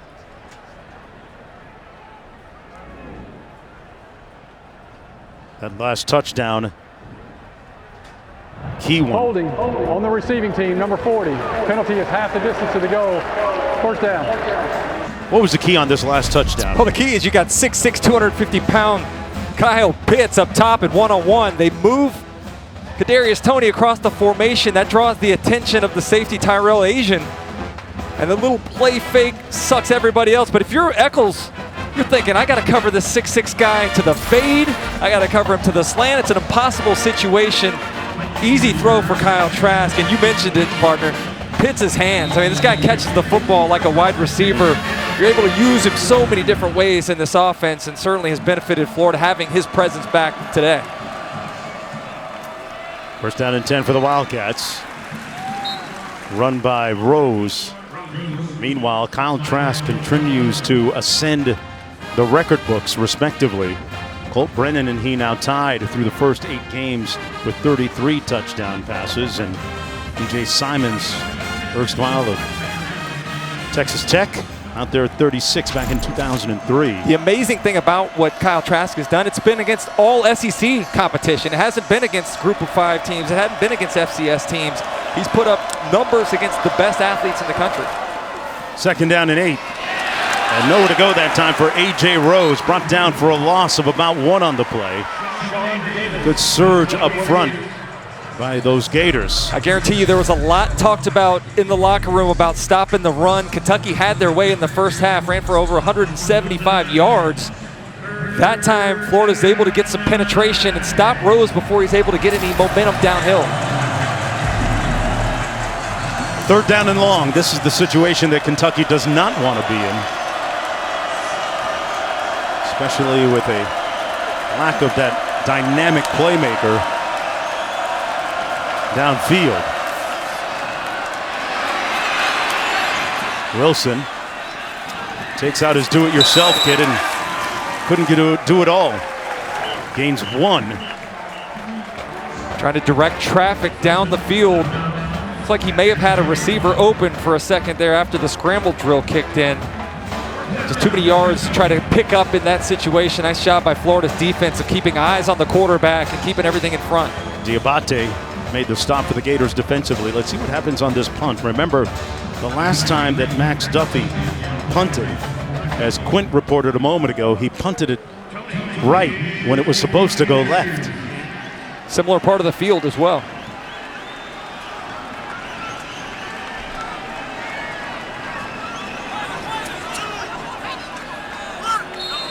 Tony back near midfield and a flag thrown. Delay of game on the kicking team. 5-yard penalty. Fourth down. And Kentucky leaking oil here, man. Yeah, they are. I mean, they played so well in the first half, did everything they needed to do, and now have come out of the locker room. 4 penalties here in the first 4.5 minutes of the second half, setting themselves up, backed up against their own goalposts. It's not an ideal situation, obviously, for Max Duffy to be punting from. Florida's offense looks to have good field position after the punt. Takes a few steps and line drives it And they're going to get a good bounce out of it as well. Kentucky sending it out to the 34-yard line. It'll be 1st and 10 from there for the Gators. Fans, don't forget to check out the Target Command Center broadcast of this game on ESPN3, as well as the ESPN app. What happens on the Target Command Center? Is that where they got the spy cam on us in the booth and they show us eating sandwiches? I was going to say, I'm just over here trying to eat my granola bar, low-key. A lot of things offered on that ESPN. Oh, see, there it is. Always watching, man. You got to be careful. ESPN3, Target Center, cameras. Mark Jones alongside Chris Doring, in for Dusty Dvorak, and Quinn Kesenick down on the field. 21-10, Florida with the lead. Trask out of the shotgun again. Plenty of time. Taking a shot downfield, and the catch made at the other end, the 24-yard line to Copeland. First down, Florida. You know, we've been giving a lot of credit to Kyle Trask. This was an ill-advised throw, but the thing you see from Trask is a tremendous trust in his wide receivers. I talked earlier about the length that they have, tremendous athleticism, going up and getting the football against the safety trying to come over the top. I don't know if I would have necessarily have advised throwing the football there, but Copeland made it look good. Trask back to pass again. Checks down with it to his tailback, Pierce. Oh, he hit the defender with the two-piece. Wow. He took Robinson's ankles on this move. Look at that. Ah! Whew. And here's what it looked like in real time. Good job of taking the check down. Let those talented receivers and backs make plays after the catch. You don't have to do everything yourself as a quarterback in this offense. Pierce again runs it this time. Just short, I think, of the first down. Josh Pascal making the tackle up front for Kentucky. So it'll be 3rd down and short for the Gators. Excuse me, Mark. If you're Kentucky, this feels very reminiscent of last week against Alabama. Early you had some success with your game plan. You're moving the football. You're holding Alabama out of the end zone. And eventually you just lost momentum. And the game kind of got away from you. Kentucky's got to force a field goal here in this situation to stay in striking distance because they're not a team that can score in bunches like some of the other SEC offenses. There's Kentucky's defensive coordinator, Brad White, who told me earlier this week that somebody on his defense has to wear the hat on every down. Great view from up top. And they're going to measure, and that much short. So third down coming up for Florida. Mark, you mentioned earlier about Josh Pascal, what a leader he is. He stood up in the meeting room after the game. He talked to the press about their performance last week being unacceptable for where this Kentucky program is right now. 63-3, even against the best in the country, is not acceptable. And I think that speaks to how far this program has come under Mark Stoops. It's tremendous the amount of progress they've been able to make over the last few seasons. 4 consecutive bowl games. Only Bear Bryant has won more games at Kentucky, and that's going to be offsides against the Wildcats. Marquand McCall a little premature. Offside on the defense. Defensive lineman made contact with the center. 5-yard penalty results in a first down. And he's walking the green mile to the sidelines. Yeah, it's not acceptable when the ball's lined up right over your head. Can't get deked. I guess you're close enough to see the ball, but you're close enough also to hear the inflection of the quarterback's voice. Draws him off sides. Again, free yardage that Kentucky's giving up to Florida's offense. They don't need the help, as we talked about earlier, but so far been very generous, very giving here in the last couple days of November. 1st and goal. This is Pierce. Great move again, and all the way down to the 3-yard line. Just inside the 3. It'll be 2nd down and goal. Davis pushing him out of bounds. Florida with so many different variables they can use to hurt you offensively in the red zone. It's the tough thing. Every week you turn on the TV, you're seeing 9, 10 different receivers for Florida catching footballs. Against Georgia, it was the running backs against the linebackers. Last week, it's the receivers making plays. Now today, Kyle Pitts, Gamble, Zipper at the tight end spot. I mean, it's just amazing how many different guys get utilized in this Florida offensive scheme. On 2nd and goal, low snap. Trask going to be sacked, swallowed, engulfed back at the 12-yard line. It'll be 3rd and goal for the Gators. So a win on that play at least for the Wildcats defense, led by Jordan Wright.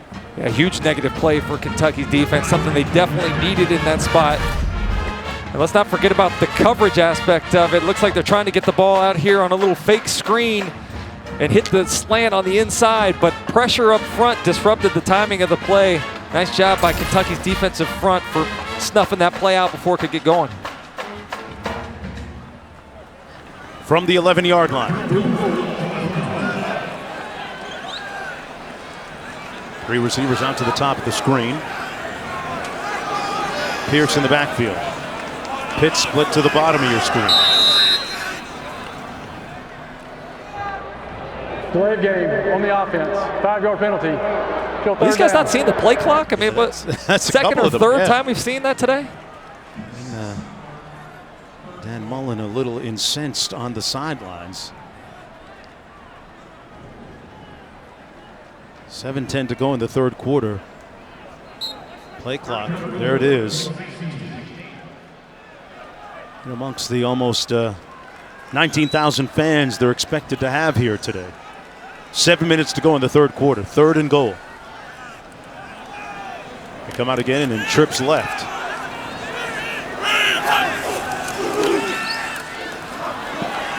Trask out of the pocket, had his arm hit as he threw it, went to Pierce. That was a very not the favorable receiver.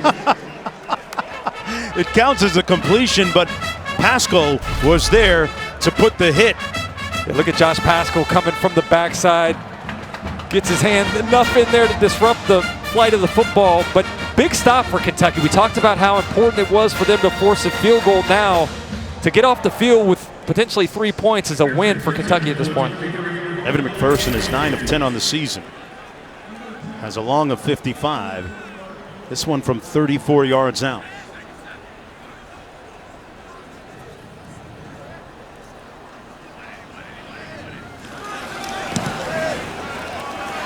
And he knocks it through, increasing the lead to a couple of touchdowns with just under 6 minutes to go here in Gainesville. We'll be right back after this.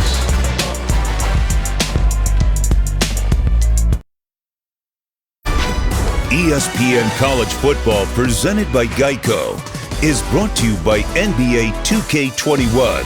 Everything is game. And Duluth Trading Company. Tough, ingenious workwear designed and tested by tradesmen. Florida football luminaries immortalized outside Florida Field here. 3 Heisman Trophy winners and perhaps number 4 on the way. Tebow, Spurrier, Werfel, who said recently it's a little lonely on the end. I'd love to have a new buddy on my left. Cade Trask 9. No pressure. Which makes it even crazier to think about those 3 names, what they've done in Florida football history at the quarterback position, and to even further put the pressure on a quarterback. Florida struggled maybe since Tebow left in 2009. Kyle Trask wasn't even a starter in high school or when he first got to Florida.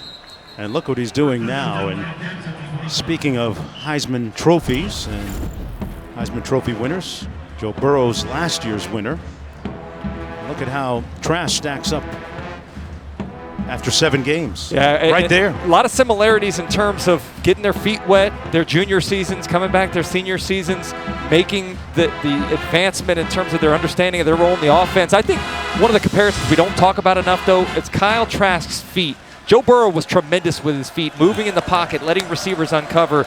I think the Trask does a nice job of knowing where the rush is coming from and just sliding enough to get guys open. That pass by Wilson incomplete. And by the way, speaking of Joe Burrow, we want to wish him a full recovery, a speedy recovery coming back from an ACL and an MCL tear. He was in his rookie season and having a good, to find good his start to his NFL career. Yeah. It was a fun team to watch last year. Wasn't it LSU on that 15-0 run, doing things offensively that we hadn't seen LSU doing ever before? 2nd down and 10. Wilson keeps it. Might have gotten a yard on the play. Cox Jr. making the stop. And this is where Kentucky has to fight the temptation of trying to get it all back too soon. I thought last week against Alabama, they got away from the game plan that gave them success early on. Right. Now continuing here, you're down 2 touchdowns. You don't want to try to force things. You got to be able to stay within what you're able to do. But 3rd and 9, certainly not ideal for this Kentucky offense that is very limited on the outside. Yeah, this is about when Wilson threw that pick 6 to Jordan Battle from Alabama. Jordan Battle, one of the top safeties in the SEC. 3rd and 9. Wilson picked off again. This time by Diabate. All the way down to the 13-yard line. Gators with a turnover. Just as we were alluding to, Chris. You timed it perfectly with that clarification from last week. The interception. This is just a great individual play. Look at Diabate to your right. They got exactly what they want. Josh Allen runs the jerk route. He's wide open at the first down line to gain, but Diabate reads the eyes of the quarterback tremendously well, goes up and gets the football. This is a guy that's a tremendous athlete. Came in last year, got a chance to play a little bit, acclimating this year to playing a little more inside linebacker than what we've seen him do before. He'll move outside in 3rd down situations, but his athleticism was something that Todd Grantham had to make sure they got on the field. Yeah. He's one of the great feel-good stories defensively of this season for Grantham's defense, and a flag thrown on the field. Back to Mahmoud Diabate. There is no foul on the play for illegal substitution. There were only 11 players on the field. You know where he's from, right? Auburn High School. You don't think that those Auburn guys would be wishing he was out there playing today in the Iron Bowl. Yeah. He slipped through. 1st down and 10. From the 12-yard line. Pitts out to the top of your screen. He's already got a couple of touchdown receptions today. They run the receiver screen. And a good tackle made on Grimes, limiting that gain to a few yards. It'll be 2nd down. Weaver making the stop that play. He's been in on a bunch of plays defensively for Kentucky. J.J. Weaver getting the start. 6'5" freshman from Louisville, Kentucky. And Mark, the script has been flipped here. In the first half, it was Kentucky dominating time of possession. So far here in the 3rd quarter, Florida's had the ball for almost 7 minutes. On 2nd and 8, Trask goes through his progression and is brought down from behind. Good launch by Josh Paschal, so it's 3rd down coming up. J.J. Weaver made the final hit. How about J.J. Weaver? I want to get a shot of his hands. He's got 6 fingers on one of his hands. They got to make special gloves for this guy. Really good athlete, though. We saw him earlier.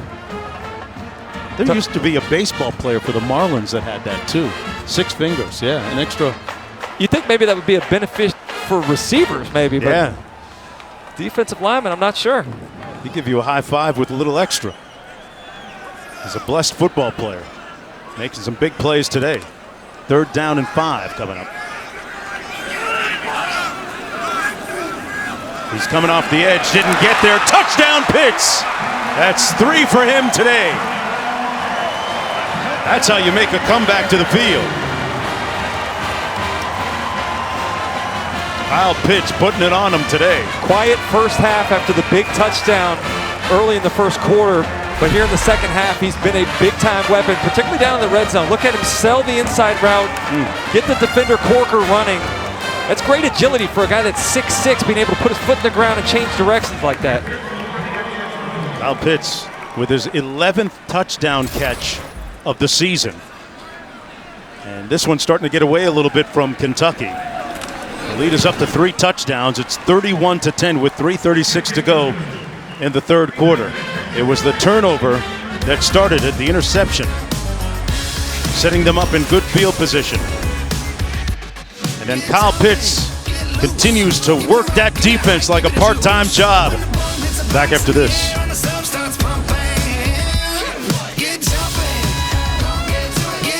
Football will be in Philly as Carson Wentz leads the Eagles team, playing host to Russell Wilson, DK Metcalf, and the rest of the NFC West leading Seahawks. 8 Eastern, 5 Pacific on ESPN Deportes, as well as the ESPN app. Coverage begins with Monday Night Countdown at 6 p.m.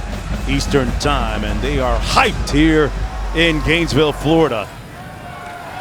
Trying to move in on another SEC East Division title as we take time now for today's Aflac Trivia question. 7 of 14 SEC teams have Heisman winners. Which SEC teams have the most Heisman winners? Which SEC teams have the most?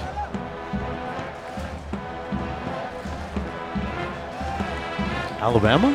Alabama didn't have one until Ingram got it, right? So they've had 2, so they're behind at least Florida. We talked about Florida's 3 earlier, but Auburn's had a couple. We'll get you the answer in just a minute. Little receiver screen into traffic, incomplete. Let's get back to our Aflac trivia question. Which SEC teams have the most Heisman winners? Okay, Auburn, Cam Newton. Forgot about Bo Jackson. Sullivan, yeah. I'm going to forget you said that part. And I said Trent Richardson. I meant Derrick Henry as well earlier, but right. Here's the 3 Florida ones. How about the fact that Coach Spurrier won one and then coached another guy, Danny Werfel? Not bad at all. And that's going to be Ali about 2 yards short of the first down. What about the fact that we talk about Trask sticking it out here at Florida? That works for some people. For some people, it doesn't. Sometimes you transfer and you prosper as a result. I'm thinking about Cam Newton. Sometimes you transfer and you don't prosper either. I mean, it's hit or miss these days. And to your point, Cam Newton found a ton of success with my guy, Gene Chizik in Auburn. Right. But I love the perseverance, the fact that he had faith. How powerful is faith? The ability to believe in something that's not seen or guaranteed. He stayed around and, more importantly, got that opportunity and took advantage of it. Great point. This is his counterpart, nowhere close to picking up the first down. Wilson stuffed that impenetrable defensive front led by Houston and Slayton. They've become impenetrable because in the first half, Kentucky had a lot of success running the football against them. Now they've just, with no threat of the run, the throw down the field, you can crowd the line of scrimmage, you can put numbers in the box. Obviously, 3rd and short, they're thinking run anyway. But Kentucky have forced a punt here. They've got to get a stop. They've got to get a turnover. More importantly, that was something Coach Stoops talked about. He wanted 3 turnovers today. They got one that led to a short field scoring opportunity, but haven't had another since. On 4th and 1, Max Duffy. There's a flag down. The ball out of bounds right around the 20-yard line. Let's see what this flag is about. We've seen a bunch of them here in the 3rd quarter.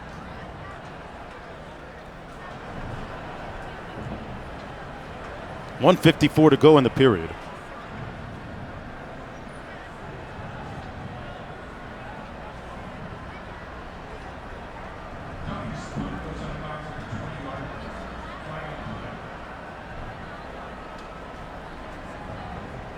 Still waiting.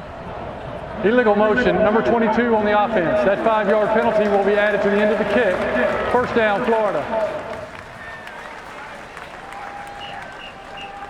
Well, you might want to order some of those Kyle to Kyle T-shirts. Saved by the Bell ones? Yeah. Big play early on, 58-yard touchdown to get the scoring started for Florida. And then down here in the red zone, what a weapon he is. Got pass interfered with the play before in 1-on-1, so this time he runs the slant. Then they come back to where he sells the slant and breaks back out. It's impossible to cover a guy with that sort of size, athleticism, and agility. Look at those 80s jeans. Huh? He's wearing the 80s jeans with the belt. Those are sweet, aren't they? You had some. Don't act like you didn't have any, Joe. Come on. Only for Halloween parties now. First down and 10 for the Gators. Coming back the other way. Trask steps up, taking a shot downtown and overshoots his receiver. Let's go down to Quint. Good to see Kyle Pitts back in uniform today. You guys mentioned it earlier. He got hurt on November 7th against Georgia. Just a vicious and scary collision. Head injury, and then he needed some ensuing surgery on his nose. But back in the lineup today. And from field level, Chris, what really separates him from other tight ends I've seen this year is his ability to play attached as an H in the slot or even as a wideout. He truly is a positionless offensive player. Yeah, exactly, Quint. It's what the NFL's looking for these days, right? A guy that has that much versatility and athleticism combined with the size. There's the fumble they need. Ball's on the ground. Kentucky pouncing on the loose ball. Davis gets it back, and the Wildcats trying to stay alive. Then they shoot themselves in the foot with a stupid penalty right there. You're in great field position, and you set yourself back.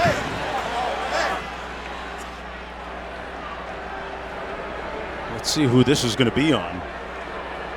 There was action after the two-hand shove right into the chest of the quarterback. And Tony's hot about something too.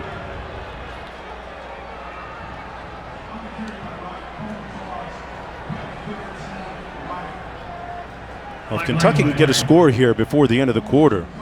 Totally different ball game, right? Remember, the last 3 meetings have been in question in the final quarter of play. Here's the call. The result of the play was a fumble recovered by Kentucky. After the play was over, personal foul, number 1 on Kentucky. 15-yard penalty, first down, Kentucky. It's going to be against Kelvin Joseph. These are the plays that you don't typically see from Kentucky teams that are coached by Mark Stoops. Really do a good job of being disciplined well after the play and really unnecessary. Right in front of the official, it's an easy call. He went after the wrong dude. You don't want to try and tune up the other team's quarterback. You definitely don't want that. And there's a look at the fumble. Naquan Wright hold the ball a little loosely as he's going up into the line of scrimmage there. Florida has had some issues with their running backs fumbling, dating back to the A&M loss. Had a fumble by Malik Davis that ultimately gave possession to the Aggies and allowed them to win the football game on a short field situation. Yeah, their only blemish, as you mentioned, first down and 10. Wilson fires complete at the 35-yard line to Ali. Brought down immediately by Houston. And we talked about Stoops' desire to create turnovers. He wanted 3. So far, we're almost 3/4 of the way through. They've got the 2 turnovers that they wanted. Heading into the year, they've been really good at taking the football away. Heading into this game, 13 turnovers on the year, which has them at second in the SEC leading into this football game. Rose in the backfield on 2nd down and 7.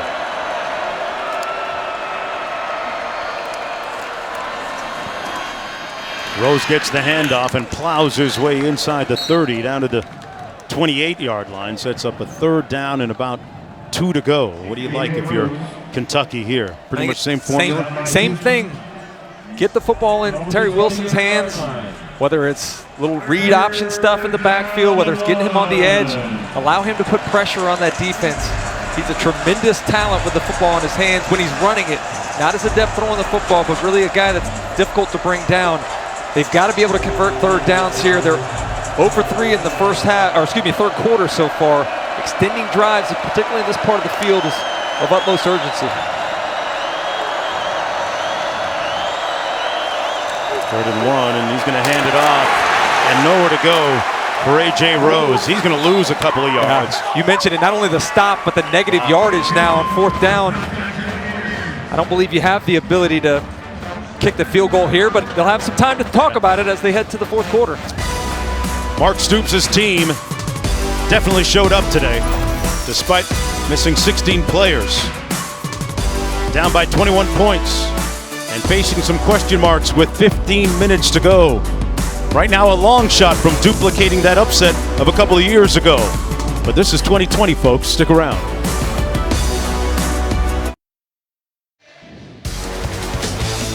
Welcome back, everyone, to ESPN College Football, presented by Geico. As we continue Dr. Pepper's Championship Drive, game of the week, the SEC on ESPN. 31-10 to start the 4th quarter. And Kentucky with the football looking at 4th down and 3 from the 30.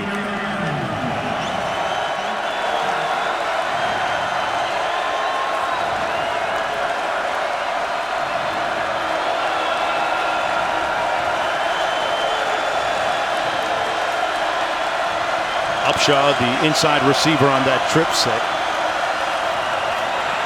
They set up the screen, good catch by Rose, but he's going to be about 2 yards short of the first down. The Gators taking over on downs. Jonesy, I love the play design here. They get the running back out into space, but how about Cox with the pressure coming free, forces the quarterback to throw the football a little bit errantly.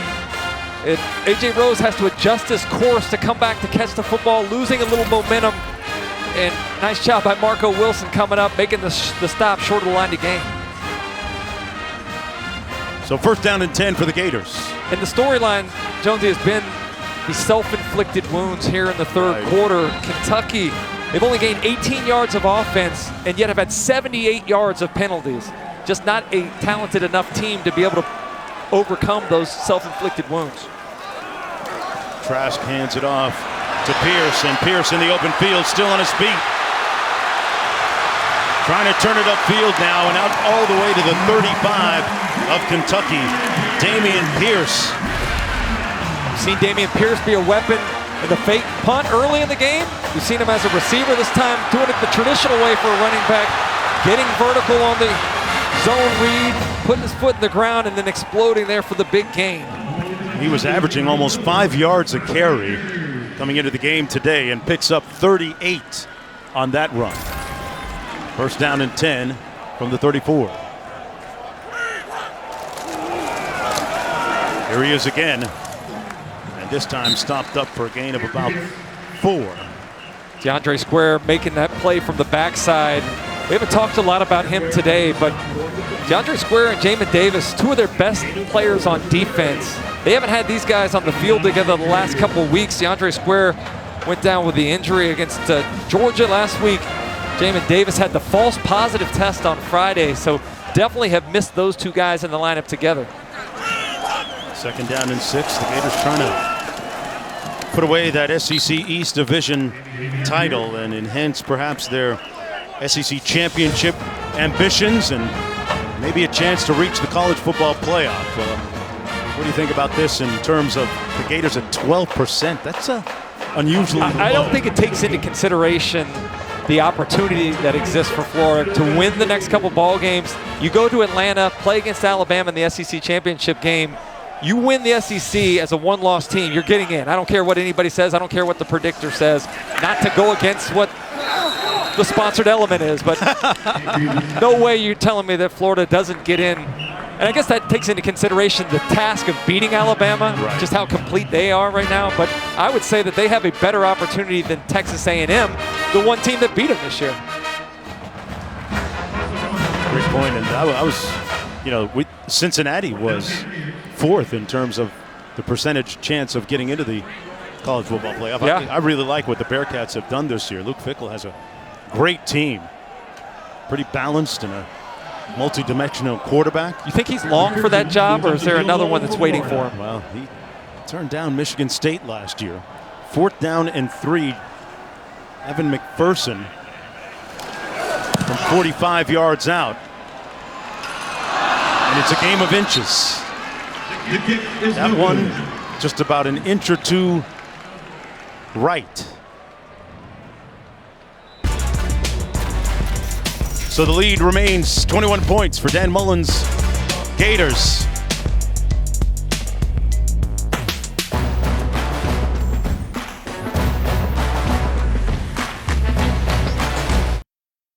Hey, every Saturday morning, get set for all the college football games with SEC Nation, hosted by Laura Rutledge, Roman Harper, Tim Tebow, and Jordan Rogers. They'll have live reports from stadiums, features, all the game breakdowns. SEC Nation presented by Academy Sports and Outdoors, 10 a.m. Eastern, 9 Central on the SEC Network, as well as the ESPN app. On first down and 10, that's Josh Wilson gaining about a yard on the play. Josh Ali, pardon me.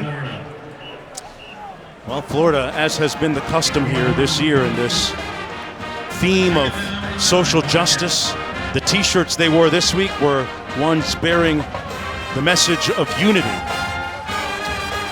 And in wake of Thanksgiving, a lot of the players echoing the sentiments that they're thankful for the support of their brothers, their teammates, in coming together, being able to talk about issues like racism and police brutality and social justice. There's not a better teacher for life than being in the locker room. You know, the team aspect, the fact that really it doesn't matter what somebody looks like or where they're from, just can they do their job, or are they a good teammate? And I think that's one of the things that I've benefited a lot from having played sports at a young age. And I think team sports do a great job for helping connecting different people. My roommate at Florida was Aubrey Hill, a guy from Carroll City, totally different background from me, but being able to talk about our life experiences when we traveled my freshman year just was a really great eye-opening experience. Well said. I've always felt that if the world were one big locker room, we'd all be living a little more harmoniously. 3rd down and 9 coming up. Wilson back to pass and picked off at the 37-yard line by Sean Davis. And Davis returns it out to the 46 as Wilson overshoots his receiver. Mark, it just looks so difficult for Kentucky's offense, doesn't it? Yeah. Such a struggle to be able to get any sort of chunk plays. Well, the Gators defense, which has been highly scrutinized and beleaguered, comes up with a nice play here in the turnover by Davis. Back after this.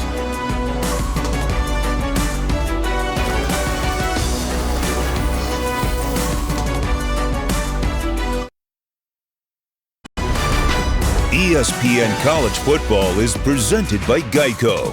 You could save even more by bundling home and car insurance. University of Florida with tremendous coaching lineage. Plenty of luminaries. Urban Meyer, national championship. Steve Spurrier, 96, 2006, 2008. And Dan Mullen, his numbers stacking up right amongst those after 34 games, especially as we go back to the studio. All right, guys, thank you. Time now for your AT&T countdown to the CFP update. Spencer Sanders and Oklahoma State have found their rhythm. Tylan Wallace, watch the grab. That was the 4th touchdown in 14 plays for Oklahoma State, who's trying to stay in the hunt for a spot in the Big 12 title. All right, back here, 2nd down and 8. Trask is going to use his legs.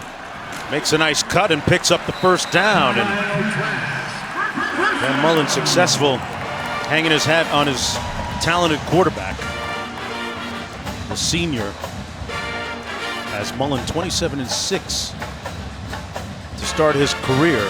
And Mark, this is exactly what Scott Strickland, the athletic director, wanted, right? A guy that understood the culture, had been here as an assistant under Urban Meyer, would bring back not only the winning tradition of Florida, but bring it back with an offensive flair, scoring points and coaching quarterbacks the way he's done with Kyle Trask this year. And Trask to Pitts with the back shoulder fade, complete at the 22-yard line. Can't cover it. Yeah. How are you going to cover it? Unguardable. J.J. Weaver trying to defend, helpless. And Trask does a nice job of throwing it away from the defender. You talked about Weaver being in one-on-one coverage. Well, he throws it to the sideline away from Weaver, so the only guy that can catch the football is Kyle Pitts. Great job of going up and getting the football with the long arms that he has at 6'6".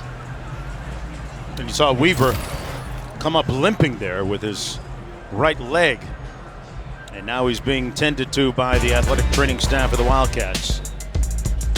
Back with more on the other side.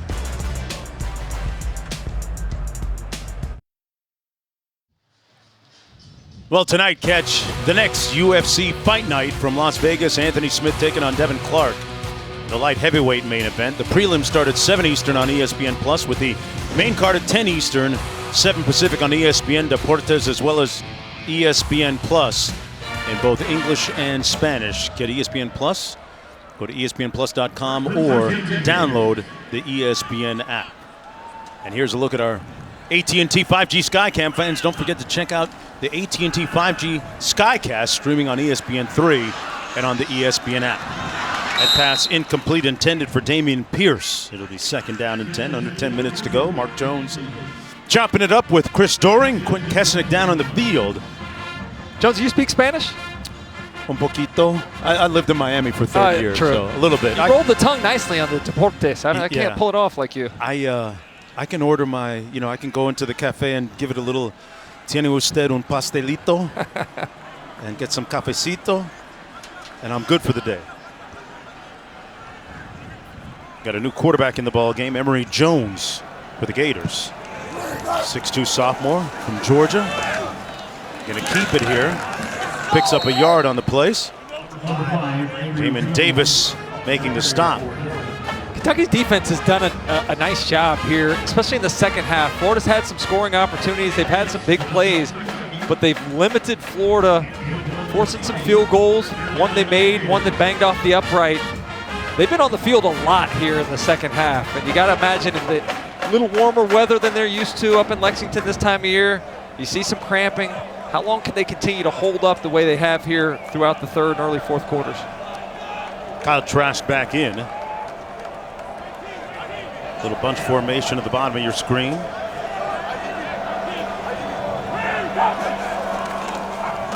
Trask hands it off to Pierce, who almost got decapitated by Hoskins. Boy, Phil Hoskins came in high. Yeah, he's a 315-pound defensive tackle. This is a guy that had an interception against Georgia. Little screen pass Stetson Bennett tried to throw, went up, knocked it up to himself and caught it. So he may be a big guy in the middle of that defense, but he's got some athleticism. That time making a great play of penetrating, forcing Florida again to settle for a field goal in this part of the field. Defensive coordinator Brad White telling me that Hoskins was a guy that he looked towards making plays in that zone play that Florida likes to run. Field goal attempt from 40 yards out by Evan McPherson. After hitting the right upright last time, this one straight through to make it a 34-10 football game.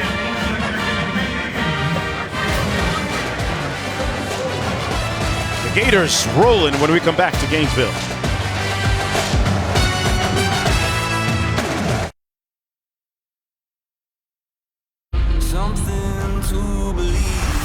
ESPN, home of the college football playoff. Welcome back, everyone, to Gainesville, Florida. Mark Jones alongside Chris Doring in for Dusty Dvorak and Quinn Kesnick down on the sidelines. 8:18 to go in the fourth quarter. Florida eyeballing an SEC East Division title and a potential date in the championship game. Alabama-Auburn, a big one coming up at 3:30 in just a little bit. Now let's take a look at the More Driven moment brought to you by Goodyear. And this was earlier this year in the Gators' lone loss, the fumble by Malik Davis leading to this field goal, a game-winning field goal by the Aggies, and really a signature win for Jimbo Fisher, and a disappointing look etched across the countenance of Kyle Trask. Especially disappointing for Florida's offense. They only were stopped once prior to that. One punt on the day for Florida, and they put the ball on the ground at the most inopportune time, right at midfield. Short field opportunity for A&M just to run the ball and kick the field goal with no time remaining. Joey Gatewood in at quarterback, the Auburn transfer. Hands it off to Cavassier Smoke. There's a look at Gatewood out of Jacksonville, Florida. Here's a look at the top 10. Alabama number 1. They play Auburn a little bit later today at 3:30 Eastern time. Clemson taking on Pittsburgh. How about Northwestern? We haven't talked enough about Northwestern and what Pat Fitzgerald's been able to do there this year. It's been a great story watching those folks be able to remain undefeated at this point in the season. They got a great facility up there. How about, have you been? Evanston. Yeah, I've seen. You know what they call it, right? No. They call it the Fitz-Carlton. Oh, yeah? I like that. It's slick, man. It is tricked out with a whole bunch of great technology. And that to me shows the commitment that we should see from a school like Vanderbilt. You know, Stanford's able to balance athletics and academics. Duke does some of the same. You've seen the money they've invested in the athletic program there at Northwestern, and it certainly has paid dividends. 7:10 to go.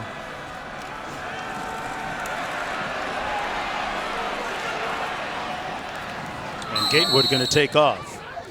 7:03 to go. You know, you talked about balancing, and you played collegiately, balancing academics and athletics. I had a teammate.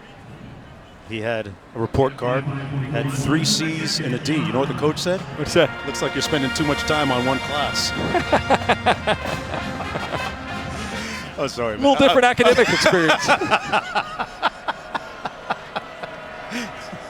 I've been sitting on that one for a while. That's good. I like it. Empty the barrels at this point. 2nd down and 5. Handoff and a nice move through the hole by McClain.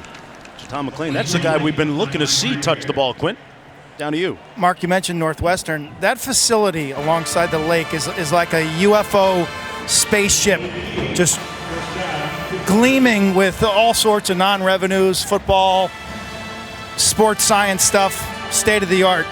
Just an amazing facility, one of the best in the country by far. We'd be remiss not to talk about Kentucky's facility as well. I mean, they've done a nice job of upgrading their football facilities there, one of the best in the SEC as well as the country. Mark Stoops has it going there. Back to pass is Gatewood. Dropped one in there, and it's incomplete and intercepted. Intercepted, what a play by Johnson. He wrestled it away from the receiver on the play. Drennan, look at this. Johnson did a nice job of getting his eyes around at the last second, saw the receiver reacting to the ball in the air, turned his head, was in good coverage, didn't panic, found the football, and as you said, the ball was dropped in by Gatewood. Unfortunately, the wrong color jersey was the recipient of that one. There's one more look at it. I wonder if they're going to see if this ball didn't hit the ground. Oh no, he had his hand underneath it. That was clean. Very clean. Nice interception there by Johnson to take the football away. Just frustrating. Again, I know it's frustrating for Kentucky fans, but the inability to throw the football down the field in a league where a lot of teams are able to have success moving the football at will with the passing game, Kentucky has just struggled so bad this season to get anything going downfield. Going to run it on 1st down and 10. That's Davis. And you know what? We do have to give a little bit of context here. If you're just joining us, 34-10, Kentucky on the way to perhaps 3-6 on the season. They're without 16 players. They were missing 16 players last week as well because of COVID. Several staff members as well. And this game could have easily perhaps not been played, but Coach Stoops, with the safety of his players and his program a priority, still saw it fit that they could continue and play this game. They're going to run it in a 1st down run by Jones as we go back to the studio. All right, guys, apparently Oklahoma State was taking a tryptophan nap earlier in the day because the offense has woken up to the tune of Spencer.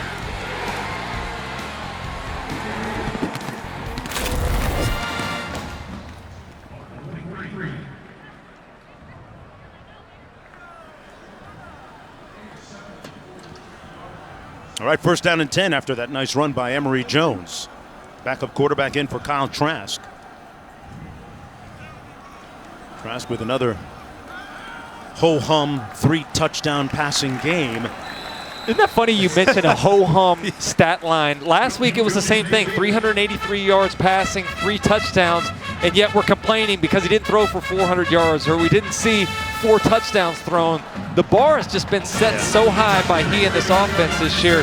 Got a performance like this, 21 of 27, 256 yards and 3 touchdowns, looks average. Yeah, I will say that as we look at Trask, there are some Florida fans that if he threw for 500 yards, you know, they'd still have an issue. If he walked on water, they'd say, oh, he can't swim. Look at that. They run it again. That's Davis picking up about 4 on the play. Davis, the junior from Tampa, Florida. Under 4 minutes to go here in the 4th quarter. Speaking even more about the success of Kyle Trask today, didn't throw 2 incompletions in a row the entire day. Just incredibly efficient, and we talked about the accuracy earlier. It's uncanny how well he throws the football to the right guy in the right spot to allow his guy to make a play. That's a guy that Trask almost had his degree as a redshirt junior before he actually saw any action on the field here at Florida. How's that for context? They run it and pick up about 3 yards. Davis again. Time to take a look at today's hardest working player, brought to you by Duluth Trading Company. Special teams, a big prevailing storyline early. The fake punt on the first series offensively for Florida, and then the coffin corner out of bounds at the 1 yard line, and then the punt return. by Kadarius Toney. On a day when the offense was maybe not explosive as we've seen it be before for Florida, the special teams played a big role in it. The willingness to call the fake punt at your own 25-yard line.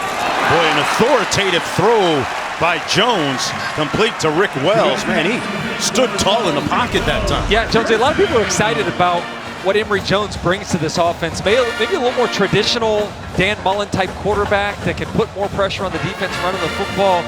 Came in last year after Trask got hurt against Auburn, moved the chains well, got Florida in position to score. He's been a nice change of pace in the red zone. Now he's getting an opportunity here today to play a little bit more extended time in the field. Just a sophomore, 6'2", out of LaGrange, Georgia. Gamble in motion. Little receiver screen complete. Pick up a couple of yards. That's Shorter, Justin Shorter. Kyle Pitts not in the ball game. So I guess that fire that Dan Mullen lit under Kyle Pitts got him going today, huh? Saying he'd had the battle for playing time. Yeah, he had a quiet first half, even though he had one catch for 58 yards and a touchdown early. Has been targeted much more here in the second half, and again, it's an embarrassment of riches. You know, it is just a crazy thing, this roster, how much talent's been accumulated that surrounds Kyle Trask. 2nd down and 7. Gators with their eyes on an appearance in the SEC championship game. They're going to lose a couple of yards. Malik Davis. I know I talked about it before, Jonesy, but the saltiness of Kentucky's defense down in this part of the field, that it reflects the overall mindset of this team. They fought despite the adversity, despite Chris Oates' medical issue in the offseason, despite John Schlarman's passing away a couple weeks ago, despite the COVID issues last week and this week. They just keep showing up, keep playing with a lot of heart. I tip my cap to Kentucky. I tip my cap to Coach Stoops for creating that culture there. He was hired 8 years ago yesterday, and only Bear Bryant has won more games at Kentucky. That pass complete down to the 2-yard line to Shorter again, setting up a 1st down and goal. And tonight, LSU freshman quarterback T.J. Finley leading the Tigers into College Station, taking on Kellen Mond and the Aggies, 7 p.m. Eastern Time, 4 Pacific. Also available on the ESPN app. Who do you like in that game tonight? I like Texas A&M. Okay. I know that Alabama is the most complete team in the country, but Texas A&M's not far from that. They've developed really well defensively. They're the #1 team in total defense in the SEC, and that's after playing Florida and Alabama's offenses. So I really like what Jimbo Fisher's been able to do with that team, who seems like they're hitting a stride. They're going to hand it off on 1st and goal, and that in all likelihood will be the last play of the football game. Kyle Trask and Kyle Pitts team up again for a victory. 34-10 this one against an undermanned, overmatched Kentucky squad that fought hard. Don't forget, coming up next, College Football Scoreboard. The crew with all the scores and highlights for you. For Chris Doring, Quint Kesnick, and Rogers Redding, I'm Mark Jones saying so long, everybody, from Gainesville, Florida. ESPN thanks you for watching this presentation of the Southeastern Conference. Hey, coming up, bottom of the